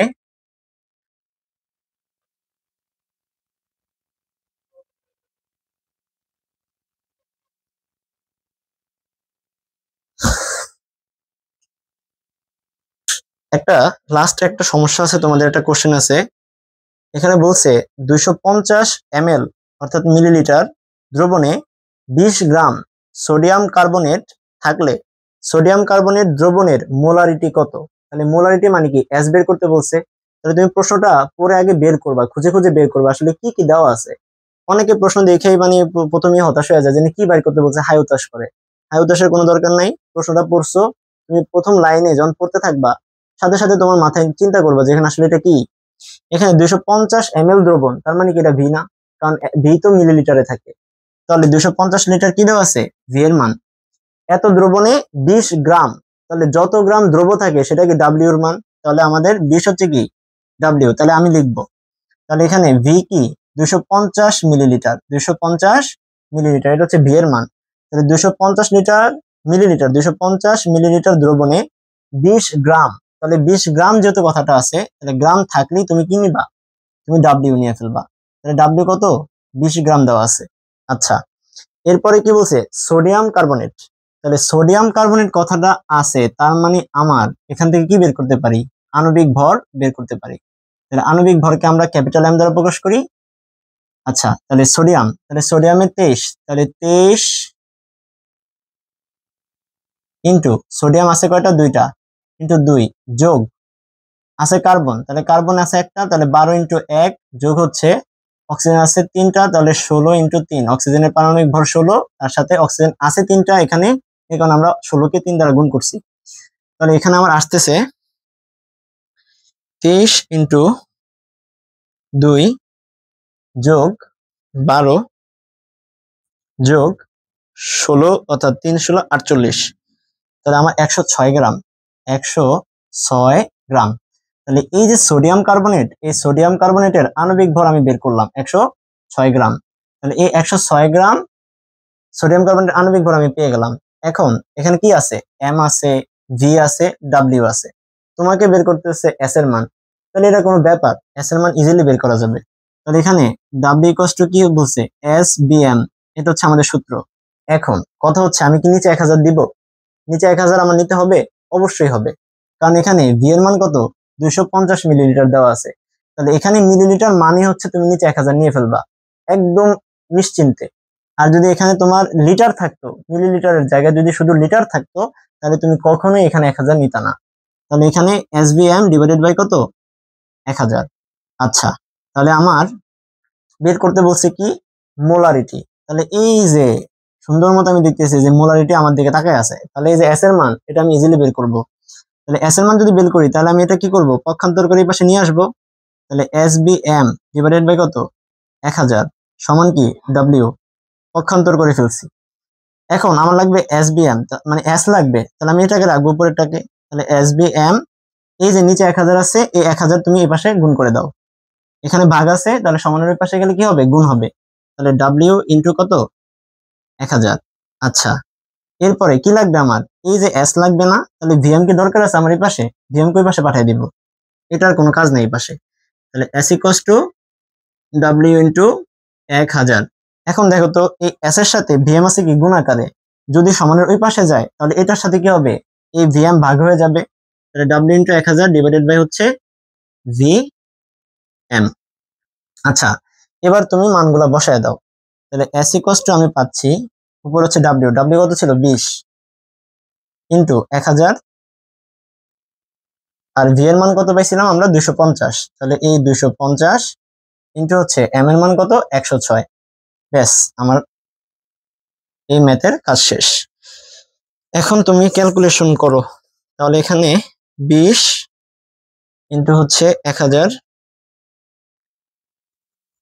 ভাগ হচ্ছে 250 ইন্টু হচ্ছে 106, তাহলে এটা আসতেছে, তাহলে ঠিক করলাম, হ্যাঁ 20 1000 এরপরে 250 এরপর হচ্ছে ইন্টু 106, এটা আসতেছে 0.75, 0.754। আচ্ছা, 4 এর পরে 7 আছে, তাহলে আমরা 0.755 লিখতে পারি, 55। এত কি মোলারিটি যেহেতু, তাহলে এস এর মান কি, মানে এস এর একক কি, মোলার, তাহলে তুমি এম লেখা দিতে পারো।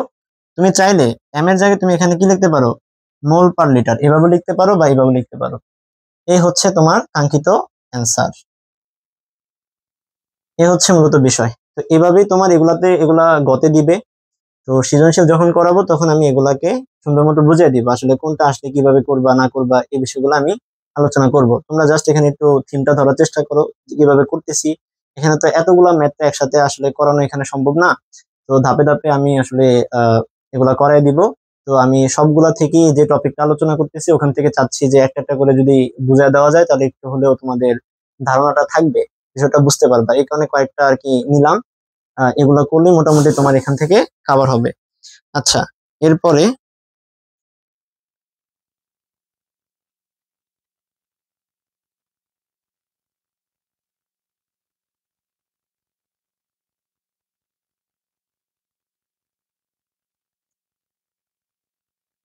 এখানে এই টপিকস গুলা আমাদের শেষ, এখানে আর কোনো কাজ নাই। এবার আমাদের যে জিনিসটা বুঝতে হবে সেটা হচ্ছে তোমাদের ওই কোশ্চেনটাই বেশি আসে মূলত, তোমাদের শতকরা সংযুতি নির্ণয় আর হচ্ছে আণবিক সংকেত, স্থূল সংকেত, এই বিষয়গুলো নিয়ে আমরা এখন আলোচনা করব। তাহলে এই টপিকস গুলা আমরা মুছে দিই, এই টপিকস গুলো বোঝানো শেষ।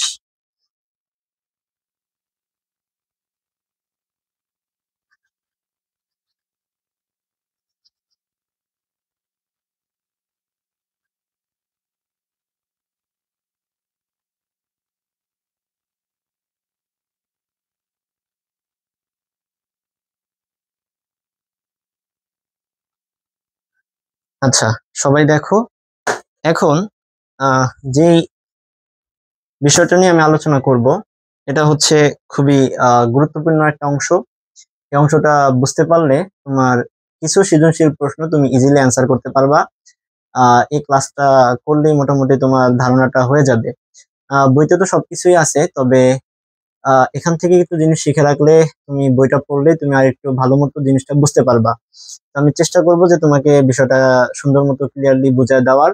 তোমরা একটু লক্ষ্য করো, এখানে যদি ধরো আমি একটা মৌল নিলাম বা একটা যৌগ নিলাম, ধরো H2SO4, H2SO4 একটা যৌগ নিলাম। তাহলে এই যৌগর থেকে আমি কি বের করব? দেখো, এই যৌগটার ভিতরে কি কি আছে। এখানে হাইড্রোজেন আছে দুইটা, সালফার আছে একটা, অক্সিজেন আছে চারটা। তাহলে আমি এই যে হাইড্রোজেন দুইটা, সালফার একটা, অক্সিজেন চারটা, এগুলার প্রথমে বের করব শতকরা সংযুতি। তাহলে শতকরা সংযুতি বের করতে হইলে একটা সূত্র আছে, আমি সূত্রটা লিখে দিচ্ছি। শতকরা সংযুতি যদি বের করো, তাহলে মৌলের শতকরা সংযুতি, মৌলের শতকরা সংযুতি এটা যদি বের করো, তাহলে তোমার এখানে লাগবে, নিচে লাগবে আণবিক ভর, নিচে লাগবে আণবিক ভর, আর উপরে লাগবে যেই মৌলের শতকরা সংযুতি তুমি বের করতেছো সেই মৌলের পারমাণবিক সংখ্যা। তাহলে উপরে হবে উক্ত মৌলের পারমাণবিক সংখ্যা, উক্ত মৌলের পারমাণবিক সংখ্যা, তার সাথে ইনটু হবে, অর্থাৎ এই যৌগটার ভিতরে ধরো তুমি হাইড্রোজেনের শতকরা সংযুতি বের করতে যাচ্ছ, তাহলে হাইড্রোজেন আছে কয়টা? দুইটা। তাহলে উক্ত মৌলের পারমাণবিক সংখ্যা ইনটু ওই যৌগের মধ্যে ওই মৌলটা কয়টা আছে, একটা আছে, দুইটা আছে, তিনটা আছে না চারটা আছে, ওই সংখ্যাটা গুণ করবা উপরে। তাহলে উক্ত মৌলের পারমাণবিক সংখ্যা ইনটু হচ্ছে মৌলের সংখ্যা, মৌলের সংখ্যা, আর পাশে থাকবে ইনটু 100, কারণ তুমি শতকরা সংযুতি বের করতেছো। তাহলে শতকরা মানে কি? 100 দ্বারা তোমার গুণ করতে হবে, তাহলে এটা পার্সেন্টেজে বের হবে। এই হচ্ছে মূলত বিষয়। তাহলে কোন একটা মৌলের যদি শতকরা সংযুতি তোমার বের করতে বলে, তাহলে শতকরা সংযুতি বের করতে বলে ধরো তোমাকে এমন একটা মৌল, মানে একটা যৌগ দেওয়া আছে, একটা যৌগ দিয়ে তোমাকে বলবে যে এখানে হাইড্রোজেন, সালফার এবং অক্সিজেনের শতকরা সংযুতি। অনেক সময় সিঙ্গেল ভাবে বলে যে সালফার আর অক্সিজেনের শতকরা সংযুতি কত, বা হাইড্রোজেন এবং সালফারের শতকরা সংযুতি কত, বা অনেক সময় ডিরেক্ট বলবে যে উদ্দীপকে একটা যৌগ দিয়ে তোমাকে বলবে যে এই যৌগটার মৌলের শতকরা সংযুতি বের করো। তার মানে মৌলের শতকরা সংযুতি মানে তোমার স্পেসিফিক ভাবে একটা বা দুইটা মৌলের কথা বলে নাই, তোমার যে কয়টা মানে যৌগের ভিতরে তোমার যে কয়টা মৌল আছে তুমি সবগুলোটাই বের করে দেখাইবা। তাহলে এটা হচ্ছে তোমাদের সূত্র। তাহলে মৌলের শতকরা সংযুতি সমান হচ্ছে উক্ত মৌলের পারমাণবিক সংখ্যা ইনটু হচ্ছে মৌলের সংখ্যা, নিচে হচ্ছে আণবিক ভর দ্বারা ভাগ, ইনটু হচ্ছে 100। এই হচ্ছে সূত্রটা। এখন ধরো আমরা এটার আণবিক ভর বের করব, তাহলে এটার আণবিক ভর আমরা কত বের করছিলাম? এখানে 2 যোগ 32 যোগ 64, তাহলে এটা কত? এটা 34 আর 64 অর্থাৎ 98 গ্রাম। তাহলে এই যে 98 গ্রাম, এই 98 গ্রাম হচ্ছে তার আণবিক ভর। এবার এখানে হাইড্রোজেন কয়টা? দুইটা। সালফার কয়টা? একটা। অক্সিজেন চারটা। এখন আমি এখান থেকে ইজিলি বের করতে ফেলতে পারবো। তাহলে আমি হাইড্রোজেনের যদি শতকরা সংযুতি বের করি, দেখো বলবো এভাবে যে হাইড্রোজেনের শতকরা সংযুতি, সংযুতি, তাহলে হাইড্রোজেনের শতকরা সংযুতি কত হবে? উপরে হবে উক্ত মৌল, কার বের করতেছি? হাইড্রোজেনের। তাহলে এখানে উক্ত মৌল বলতে কে? হাইড্রোজেনের যে পারমাণবিক ভর সেটা নিবা। তাহলে এখানে হাইড্রোজেনের পারমাণবিক ভর কত 1 ইন্টু হাইড্রোজেন কয়টা আছে এখানে 2টা, তাহলে ইন্টু 2, নিচে কত হবে আণবিক ভর। তাহলে আণবিক ভর কোনটা, এই যে টোটাল যৌগের যে আণবিক ভর অর্থাৎ এই সালফিউরিক অ্যাসিডের টোটাল যে আণবিক ভর সেটাই তুমি নিচে নিতে হবে। তাহলে নিচে হবে 98 ইন্টু হবে কত 100 ইন্টু 100। আচ্ছা তাহলে এটা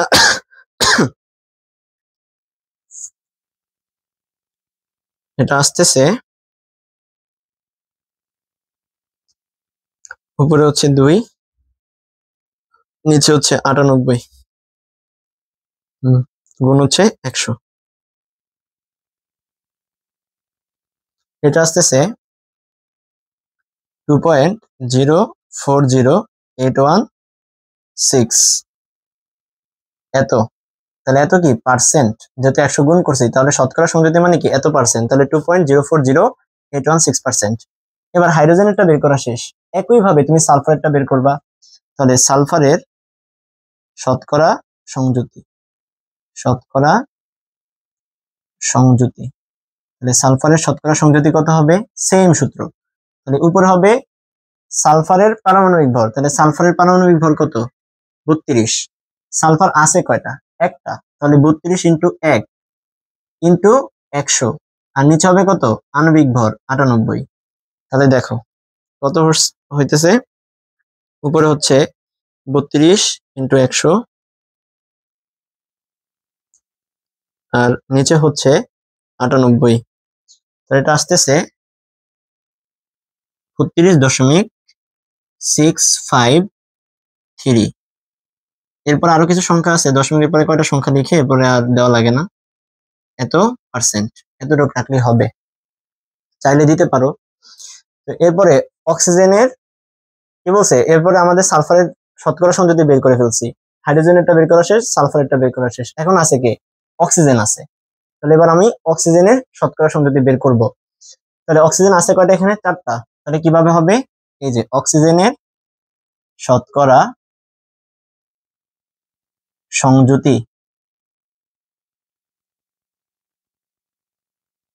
অক্সিজেনের শতকরা সংযুতি, তাহলে কি হবে উপরে হবে এই অক্সিজেনের পারমাণবিক সংখ্যা, সরি পারমাণবিক ভর, তাহলে অক্সিজেনের পারমাণবিক ভর কত 16 ইন্টু অক্সিজেন আছে কয়টা 4টা ইন্টু হচ্ছে 100, নিচে ভাগ হবে কত আণবিক ভর, টোটাল আণবিক ভর কত 98।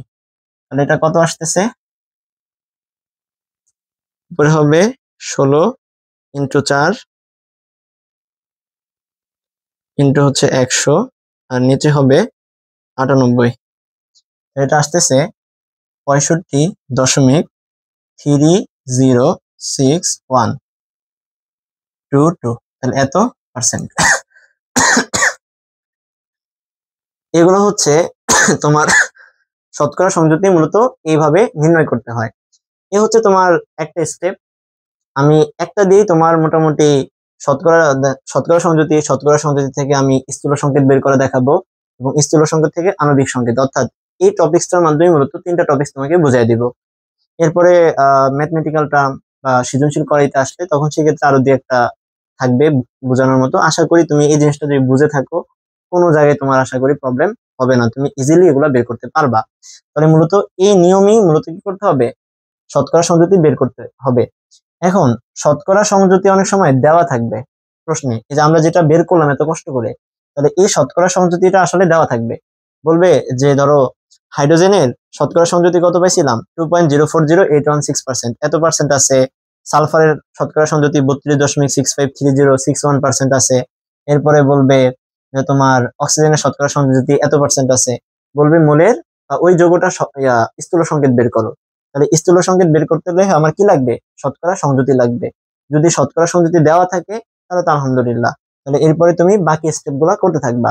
আর যদি তোমাকে ডিরেক্ট যৌগ দিয়ে দেয়, ঠিক আছে, বা তোমাকে ডিরেক্ট যদি বলে যে শতকরা সংযুতি বের করতে বলে, তাহলে এই ক্ষেত্রে তোমার আগে শতকরা সংযুতি বের করে এরপরে তোমার স্থূল সংকেত নির্ণয় করতে হবে। তো মূলত এটাই দেওয়া থাকবে, অর্থাৎ শতকরা সংযুতিটাই দিয়ে দেয়, দিয়ে এরপরে তোমাকে বলবে স্থূল সংকেত বের করতে, তাহলে তুমি পারবা। দেখো আমি দেখাইতেছি কিভাবে তুমি বের করবা। তাহলে আমি এই যে শতকরা সংযুতিগুলা এগুলাকে আমি একটু পাশে লিখে রাখি, কারণ এগুলা দিয়ে তো আমি কাজ করবো। তাহলে এখানে হাইড্রোজেনের শতকরা সংযুতি আমি কত পাইছিলাম? হাইড্রোজেনের শতকরা সংযুতি পাইছি 2.04081 6%। আচ্ছা, এরপরে সালফার, তাহলে সালফারের পাইছি কত? 32.653 এত পার্সেন্ট। এরপরে তোমার অক্সিজেন, অক্সিজেনের পাইছি 65.306122%। আচ্ছা, এটা আমরা পাইলাম। এখন এই শতকরা সংযুতি ইউজ করে আমরা কি করব? স্থূল সংকেত বের করা শিখবো, অর্থাৎ একটা যৌগের শতকরা সংযুতি থেকে তুমি কিভাবে স্থূল সংকেত বের করতে পারো এই বিষয়টাই আমরা দেখবো এখন।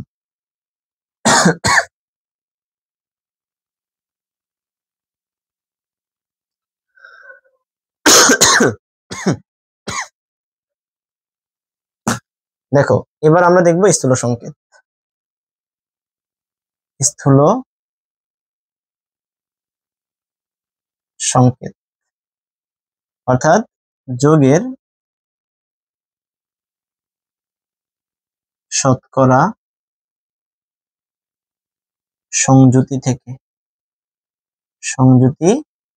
থেকে স্থূল সংকেত। আচ্ছা, এখন এটা যদি বের করতে হয় তাহলে তোমার কিভাবে করতে হবে? তুমি যেই কয়টা শতকরা সংযুতি দেওয়া থাকবে তাদের একটা কি দেওয়া থাকবে? পরমাণু দেওয়া থাকবে। তাহলে ওই পরমাণুর একটা পারমাণবিক ভর অবশ্যই আছে। তাহলে একটা পারমাণবিক ভর যেহেতু অবশ্যই আছে, তুমি ওই পারমাণবিক ভরটা দ্বারা ওই যে শতকরা সংযুতি তাকে তুমি ভাগ করে দিবা। ভাগ করে দিয়ে তুমি একটা ভাগফল পাইবা। ওই ভাগফলগুলোর ভিতরে যেটা দেখবা যে একেবারে সবচেয়ে ছোট, ওই ছোট ভাগফলটা দিয়ে আবার প্রত্যেকটাকে আলাদা আলাদা ভাগ করবা। ভাগ করার পরে তুমি একটা নির্দিষ্ট মানে পৌঁছাইবা। তো যদি মানটা এরকম হয়, ধরো 2.5, 3.5 এরকম আছে, এরকম থাকলে তুমি ওইটাকে, আমরা অনেক সময় দশমিকের পরে যে মান থাকে তাহলে সেটাকে আমরা পূর্ণ সংখ্যায় কনভার্ট করে ফেলি, কিন্তু আসলে এটা এখানে করা যাবে না।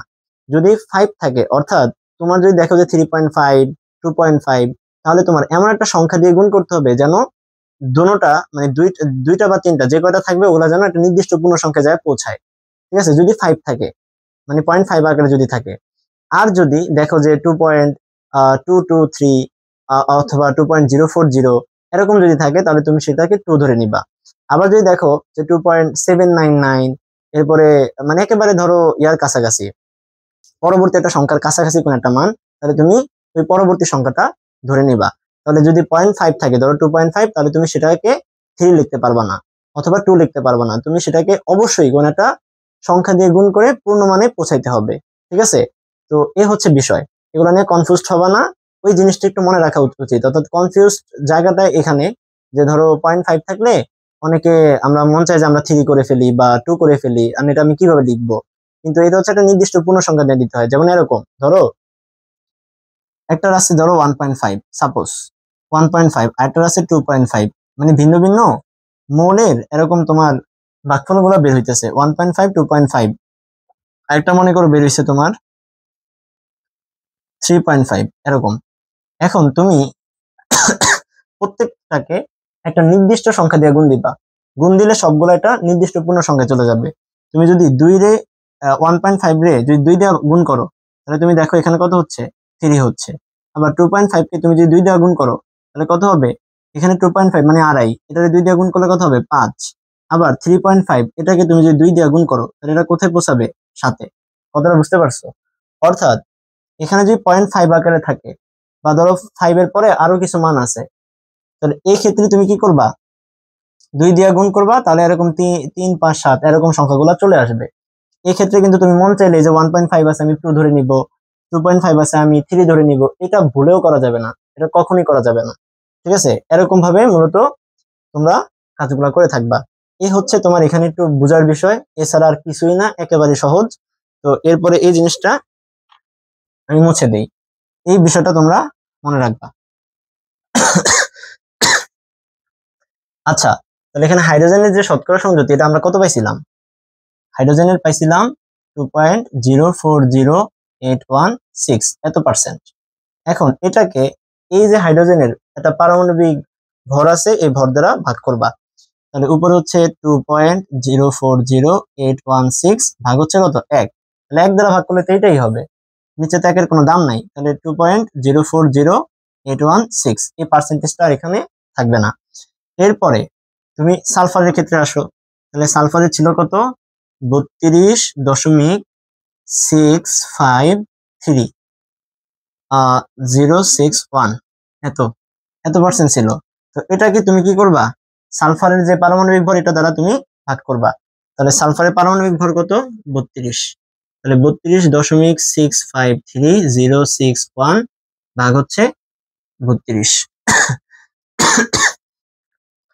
তাহলে এটা আসে কত 32.653061 ডিভাইডেড বাই 32, তাহলে এটা আসে 1.020408 এরকম। আচ্ছা, এরপরে আমাদের শেষ যেটা অক্সিজেন, তাহলে অক্সিজেনেরটা কত, অক্সিজেনের আছে 65.30612 এত পার্সেন্ট ছিল। এটাকে তুমি অক্সিজেনের পারমাণবিক সংখ্যা দ্বারা ভাগ করবা, তাহলে 65.30612 এটাকে তুমি ভাগ দাও, অক্সিজেনের পারমাণবিক ভর কত 16, তাহলে 16 দ্বারা যদি ভাগ করো তাহলে এখানে 65.30612 ভাগ হচ্ছে 16, তাহলে এটা আসতেছে 4.08163। আরো কিছু সংখ্যা আছে বাট আমরা দেখবো যে এটা আসলে পূর্ণ সংখ্যা নিয়ে ফেলবো, কারণ এখানে সবগুলোর পরে জিরো আছে, তাহলে এত এটা আছে। আচ্ছা, এটা পাইলাম। এখন এখন অনেকে বলবা যে এর আগে তো আমরা কি করছিলাম, যে পারমাণবিক ভর তার সাথে আবার কি যে কটা ছিল পরমাণু সে কটা গুণ করছিলাম, বাট এখানে তো আমরা শতকরা সংযুতি বের করতেছি না, এখানে আমরা শতকরা সংযুতি থেকে স্থূল সংকেত বের করতেছি। তো এখানে নিয়মটা একটু ভিন্ন, অর্থাৎ পারমাণবিক সংখ্যা দ্বারাই ভাগ করবা। যে শতকরা সংযুতি গুলো তুমি পাইছো সেই শতকরা সংযুতিকে ওই মোলের পারমাণবিক সংখ্যা দ্বারা ভাগ করে দিবা, তাহলেই তোমার এই মানগুলো আসবে। তাহলে এখানে একটা ভাগফল পাইছো, তুমি এখানে একটা ভাগফল পাইছো, এরপরে তুমি এখানে একটা ভাগফল পাইছো। এই ভাগফলগুলোর ভিতরে সবচেয়ে ছোট যে মানটা সেটাকে আগে খুঁজে বের করা হচ্ছে আমাদের কাজ। তাহলে এখানে আছে 4.08163, এখানে আছে 1.02048, এখানে আছে 2.0400816। সবাই আমরা দেখতেছি যে এখানে সালফারের যেটা অর্থাৎ যে 1.02048 এই মানটা কি সবচেয়ে ছোট। তাহলে এই মানটা দ্বারাই আমরা কি করব, প্রত্যেকটা মানকে অর্থাৎ এই প্রত্যেকটা ভাগফলকে ওই ছোট ভাগফলটা দ্বারা আবারও ভাগ করব। তাহলে এবার দেখো, আমি প্রথমে হাইড্রোজেনেরটাকে ভাগ করি, তাহলে হাইড্রোজেনের ভাগফল ছিল কত, হাইড্রোজেনের ভাগফল পাইছিলাম 2.0400816। এটাকে আমি কি করব, ওই যে ছোট সবার এই তিনটার ভিতরে ছোট যে ভাগফলটা সালফারের ওই ভাগফলটা দ্বারা ভাগ করব। এখন এটা এই ক্ষেত্রে সালফারের রয়েছে, অন্য যৌগের ক্ষেত্রে অন্যটারও হইতে পারে। তুমি খালি খুঁজবা যে পারমাণবিক সংখ্যা দ্বারা শতকরা সংযুতিকে ভাগ করার পরে কোন মানটা অর্থাৎ কোন ভাগফলটা সবচেয়ে ছোট আছে, তাহলে ওই সবচেয়ে ছোট যে মানটা ওইটা দ্বারা আবার প্রত্যেকটাকে আলাদা আলাদা ভাবে আবারও ভাগ করবা। তাহলে এখানে 1.020408 এটাকে যদি করো তাহলে এটা আসতেছে 2.0400816 ভাগ হচ্ছে 1.0204008, তাহলে এটা আসে ডিরেক্ট 2। এরপরে দেখো, এরপরে আমরা যদি সালফারেরটা করি, তাহলে সালফারে যেটা ছিল, সালফারে কি ছিল 1.0204008 এই মানটা আমরা পাইছি ভাগফলে। তাহলে সালফারের যে সালফারই তো সবচেয়ে ছোট মান আমরা এখানে পাইছি, তাহলে এই ছোট মান দ্বারা কি আবার এটা যদি ভাগ করো তাহলে সেম সংখ্যা না দুইটা 1.0204008, মানে এই সংখ্যাটা দিয়ে আবার এই সংখ্যাটা ভাগ করতেছো, তার মানে এটা দ্বারা ভাগ করলে কত আসবে 1ই তো আসবে, 1 আসলো। এবার দেখো অক্সিজেন বাকি আছে, এবার অক্সিজেনের যদি তুমি করো, আমি একটু এখানে একটু মুছে দেই, আচ্ছা এই দুটো মুছে দেই। তাহলে অক্সিজেনেরটা যদি করো তাহলে অক্সিজেনের ছিল কত 65.306122। এটাকে তুমি ভাগ করবা কত দ্বারা, এটাকে ভাগ করবা ওই যে ছোট যেটা ওই ভাগফলটা দ্বারা। তাহলে ছোট ভাগফলটা কত ছিল 1.020408।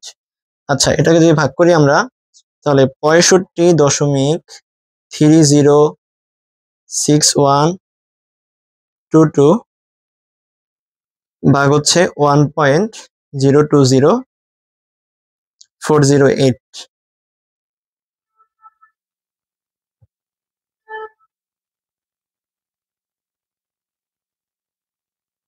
ও সরি, আমরা 65 নিলাম কেন, আমাদের এই অক্সিজেনের তো বের হয়েছিল এত, 65 না, একটু মিস্টেক হয়েছে, এই জায়গাটা ভুল হয়েছিল। এখানে আমরা তো এটা ভাগ করার পরে এটা পাইছিলাম, এটা তো না, এটা তো ছিল শতকরা সংযুতি, এটাকে 16 দ্বারা ভাগ করছি, মানে অক্সিজেনের পারমাণবিক সংখ্যা দ্বারা ভাগ করার পরে এটা পাইছি। তো আমরা এটা নিব, তাহলে 4.08163। তোমরাও আমার সাথে সাথে ক্যালকুলেশন করো, যদি কোথাও প্রবলেম হয় তাহলে আমাকে একটু জানায়ও, কারণ আমার কাছে ক্যালকুলেটর নাই, ফোনে করতেছি। 4.08163 ভাগ হচ্ছে 1.020408, এটা আসতেছে 3.999। এরকম থাকলে এটাকে আমরা কত ধরতে পারবো, ওই যে বললাম না 3.99, অর্থাৎ 4 এর কাছাকাছি, একেবারেই কাছাকাছি। তাহলে আমি এখানে 4 ধরতে পারি, বুঝছো, এটা 4। এখন দেখো, আমি হাইড্রোজেনের পাইছি কত 1, অক্সিজেনের পাইছি কত 4, সালফারের কত, সরি, সালফারের পাইছি 1, অক্সিজেনের পাইছি 4 এবং হাইড্রোজেনের পাইছি কত 2।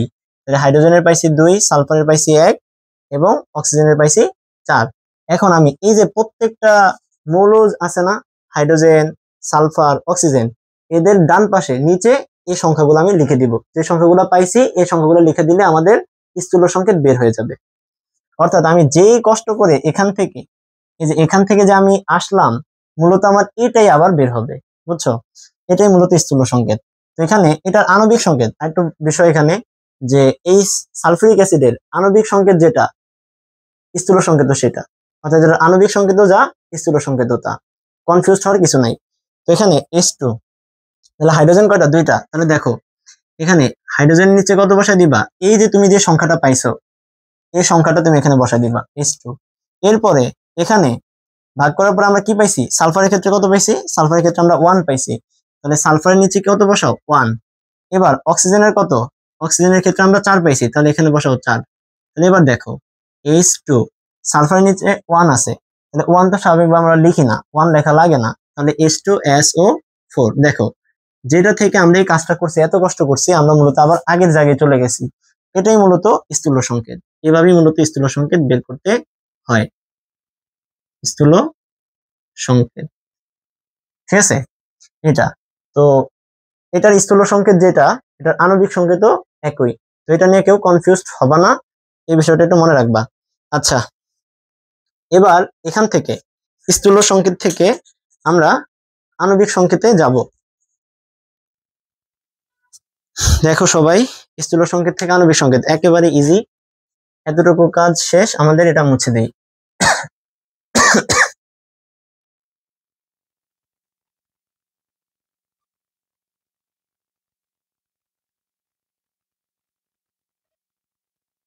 আরে এটা দরকার ছিল, আচ্ছা থাক, এটা আমরা জানি যে এখানে সালফিউরিক অ্যাসিডের H2SO4, এত এর আণবিক ভর হচ্ছে এত। আচ্ছা, তাহলে আমরা নিচের গুলো মুছে দেই।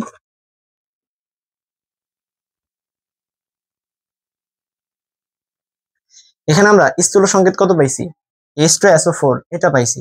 তাহলে তুমি স্থূল সংকেত থেকে আণবিক সংকেত দেখো, স্থূল সংকেত থেকে আণবিক সংকেত, স্থূল সংকেত থেকে আণবিক সংকেত নির্ণয়, আণবিক সংকেত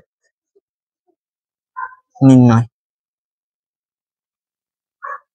এখানে বিষয়টা একদম সিম্পল, তুমি এখানে যেটা করবা, তুমি যেই স্থূল সংকেতটা পাইছো H2SO4, এটার এখানে N ধরবা, এখানে একটা N ধরবা।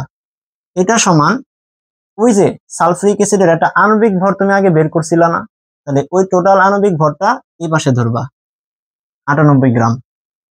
দেখো একেবারে ওই কাজটুকুর পরে এই কাজটুকু করতে হবে, একদম সিম্পল। তাহলে তুমি প্রথমে স্থূল সংকেতে যাবা, মানে স্থূল সংকেত আগে বের করবা, বের করার পরে জাস্ট এই স্থূল সংকেতটার এই ডান পাশে নিচে এন ধরবা, এন ধরে এটা সমান কি লিখবা, ওই যে সালফিউরিক অ্যাসিড, ওই সালফিউরিক অ্যাসিডের যে আণবিক ভর ছিল এই আণবিক ভরটা তুমি সমানের ওই পাশে রাখবা, এই আর কি। তো এখন এখানে H2SO4 এটার ভিতরে যে আণবিক ভর, এটার ভিতরে আণবিক ভর কত হবে, সেমই তো হবে, কারণ আমি বললাম না এটার আণবিক আণবিক সংকেত আর স্থূল সংকেত সেম হবে। দেখো একটু পরে তোমরাই দেখবা যে এখানে আসলে একরকমই হয়। তাহলে H2SO4 এখানে যে অন্য কোনো একটা যৌগ নিতাম তাহলে দেখতে যে একটু বুঝতে হয়তো বা ইজি হইতো, গ্লুকোজের ক্ষেত্রে যদি বলতাম তাহলে সেক্ষেত্রে ইজি হইতো। তো তোমরা একটু দেখো এটা, আমি নেক্সট ক্লাসে ইনশাল্লাহ আবারও চেষ্টা করব যে এটা যে সৃজনশীল গুলা করাবো ওখান থেকে আমি এটা আরেকটু বুঝিয়ে দেওয়ার। তাহলে H2SO4, তাহলে এই যে সালফিউরিক অ্যাসিড, এই সালফিউরিক অ্যাসিডের আণবিক ভর যদি তুমি বের করো তাহলে হাইড্রোজেনের কত, হাইড্রোজেনের 2, সালফারের কত, সালফারের 32, অক্সিজেনের হচ্ছে 16, 16 সাথে 4 গুণ হবে 48, তাহলে মোট কত হবে 98। তাহলে এখানে হচ্ছে 98 ইন্টু এন, এখানে কত 98। আচ্ছা এবার এন কে তুমি রাখবা, তাহলে এন রাখলা, এন রাখলে এই 98 কি হবে, এখানে গুণ ছিল ওখানে গিয়ে ভাগ হবে, 98 ভাগ হচ্ছে 98, তাহলে এটা দিয়ে ভাগ করলে কত হবে 1। তাহলে এন এর মান কত পাইছো, 1 পাইছো না। তাহলে এবার দেখো এই যে এই যৌগটাকে তুমি কি ধরছিলা, H2SO4 এন ধরছিলা, তাহলে এই এন এর মানটা এখানে 1 বসায় গুণ করে দাও। তাহলে এখানে দেখো কোন জায়গায় লিখবো, এখানে লিখি H2SO4, এটা ছিল এন। এবার তুমি কি করবা, আণবিক সংকেত বের করতেছো, লিখবা যে সুতরাং যৌগটির আণবিক সংকেত, লিখে তুমি জাস্ট এইভাবে করবা H2SO4, এই এন এর জায়গায় 1 বসাও, তাহলে এই 1 এই ভিতরের প্রত্যেকটার সাথে গুণ হবে, তাহলে 1 এর সাথে 2 গুণ হবে, এই যে হাইড্রোজেনের নিচে 2 আছে না, তাহলে এই 1 দিয়ে 2 গুণ করবা, তাহলে কি হবে H2। এই সালফার এখানে মনে মনে 1 আছে, সালফার 1 আমরা দেই না যদিও, যেটার সাথে নিচে 1 থাকে ওটা দেওয়া লাগে না। তাহলে এই 1 এর সাথে 1 গুণ করো, তাহলে কি সালফার এখানে কি S1 হবে। অক্সিজেনের কত এখানে 4, তাহলে 4 একে কত 4। তাহলে দেখো এখানে বিষয়টা কত হচ্ছে H2, সালফার নিচে 1 আছে তাহলে 1 আমরা দিব না, SO4 দেখছো, আণবিক সংকেত এই যে H2SO4, স্থূল সংকেত H2SO4, দুইটা একই বের হয়েছে। এখন এখানে যে একই হবে, অর্থাৎ স্থূল সংকেত আর আণবিক সংকেত যে এক হবে, বিষয়টা কিন্তু আসলে সেটা না। কিন্তু বিষয়টা হচ্ছে ধরো কিছু কিছু মানে যোগের ক্ষেত্রে মনে করে যে আমি এটা দেখাইলাম, এটার ক্ষেত্রে তার আণবিক সংকেত যেটা স্থূল সংকেত একই হয়েছে, আর অন্য কোনো যৌগ নিয়ে তুমি যে কাজ করো সেক্ষেত্রে ভিন্ন হবে।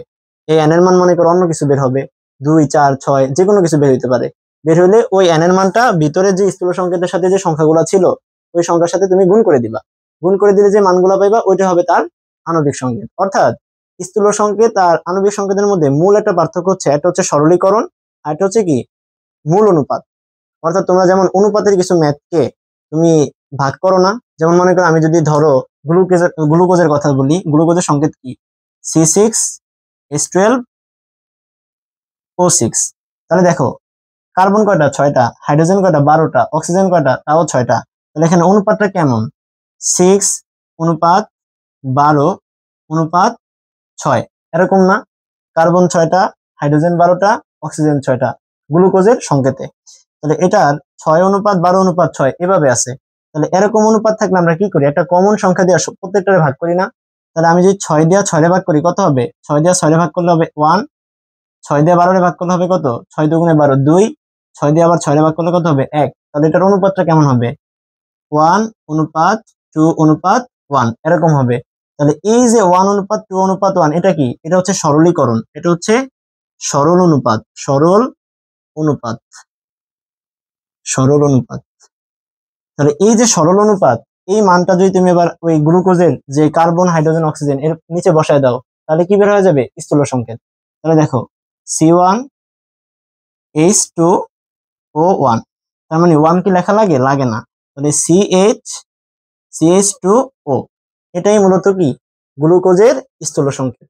তাহলে দেখো তো, এই গ্লুকোজের স্থূল সংকেত যদি এটা হয়, এটার পাশে তুমি এন চিন্তা করো, তাহলে এন এর মান তুমি কত ধরলে আগের জায়গায় পৌঁছাতে পারো? এন এর মান অবশ্যই সেক্ষেত্রে কত হবে? 6 হবে। তাহলে এন এর মান তুমি যদি 6 বসাও, তাহলে তুমি দেখো 6 এই সংখ্যাগুলোর সাথে গুণ করো। তাহলে এখানে যদি এন এর মান 6 ধরো, তাহলে CH2 ও এই এন এর মান তুমি 6 ধরলা। তাহলে 6 আর এই কার্বনের এখানে মনে মনে 1 আছে, তাহলে 6 আর 1 গুণ করলে কি 6 কে 6, তাহলে C6H2, তার মানে কি 6 দুগুণে 12, অর্থাৎ H12 O6 O1, তাহলে 6 দিয়ে গুণ করো, তাহলে O6। এই হচ্ছে বিষয়।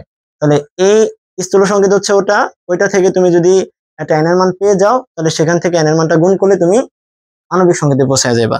অর্থাৎ আণবিক সংকেত আর স্থূল সংকেতের মধ্যে মূল পার্থক্য হচ্ছে, একটা হচ্ছে সরল অনুপাত আর একটা হচ্ছে মূল অনুপাত। এই হচ্ছে বিষয়। তো এটা নিয়ে কনফিউজড হওয়া যাবে না। আচ্ছা, এই ছিল আমাদের এই অধ্যায়ের, মানে আমি যতটুকু আলোচনা করার ততটুকু করলাম। তো জানি না কতটুকু আসলে বুঝাইতে পারলাম বা তোমরা কতটুকু বুঝছো। তো চেষ্টা করছি আসলে বোঝানোর। তোমরা যদি ক্লাসটা একটু মনোযোগ সহকারে করে থাকো, আশা করি বিষয়গুলো তোমরা ক্লিয়ার। চেষ্টা করব নেক্সট ক্লাসে আরো সুন্দর মতো কন্টেন্ট গুলা গুছিয়ে এরপরে ক্লাসগুলো দেওয়ার। আমার এটা ফার্স্ট ক্লাস, তো এই কারণে আমার আর একটু প্রথম প্রথম একটু নার্ভাস ফিল হচ্ছিল, কারণ এরকম ক্যামেরার সামনে আর কখনোই ক্লাস করা হয় নাই। তো এখন বিষয়টা হচ্ছে যে প্রথমে মনে হচ্ছিল যে আমি নিজের সাথে নিজে কথা বলতেছি, তো একটু পাগলামির মতোই মনে হইতেছিল। সামনে কোনো স্টুডেন্ট নাই, তো যেখানে কোচিং সেন্টারে ক্লাস নেওয়া হয় সেখানে সামনে স্টুডেন্ট থাকে, তো তাদের সাথে একটা কথোপকথনের মাধ্যমে তোমার ভালো মতো মানে ক্লাসটা একটু জমে, মানে খুব সুন্দর মতো ক্লাসটা নেওয়া যায়, মানে একটা রেসপন্স পাওয়া যায়। কিন্তু এখানে নিজের সাথে নিজে কথা বলতেছি, তো এই কারণে একটু আমার কাছে কেমন যেন একটু লাগতেছে। তো আশা করি যে নেক্সট থেকে আরেকটু এটা বেটার অবস্থানে যাবে, ইনশাল্লাহ চেষ্টা করব। তো এই ছিল আর কি ক্লাস। সবাই ভালো থাইকো, সুস্থ থাইকো, নিজের প্রতি যত্ন নিও।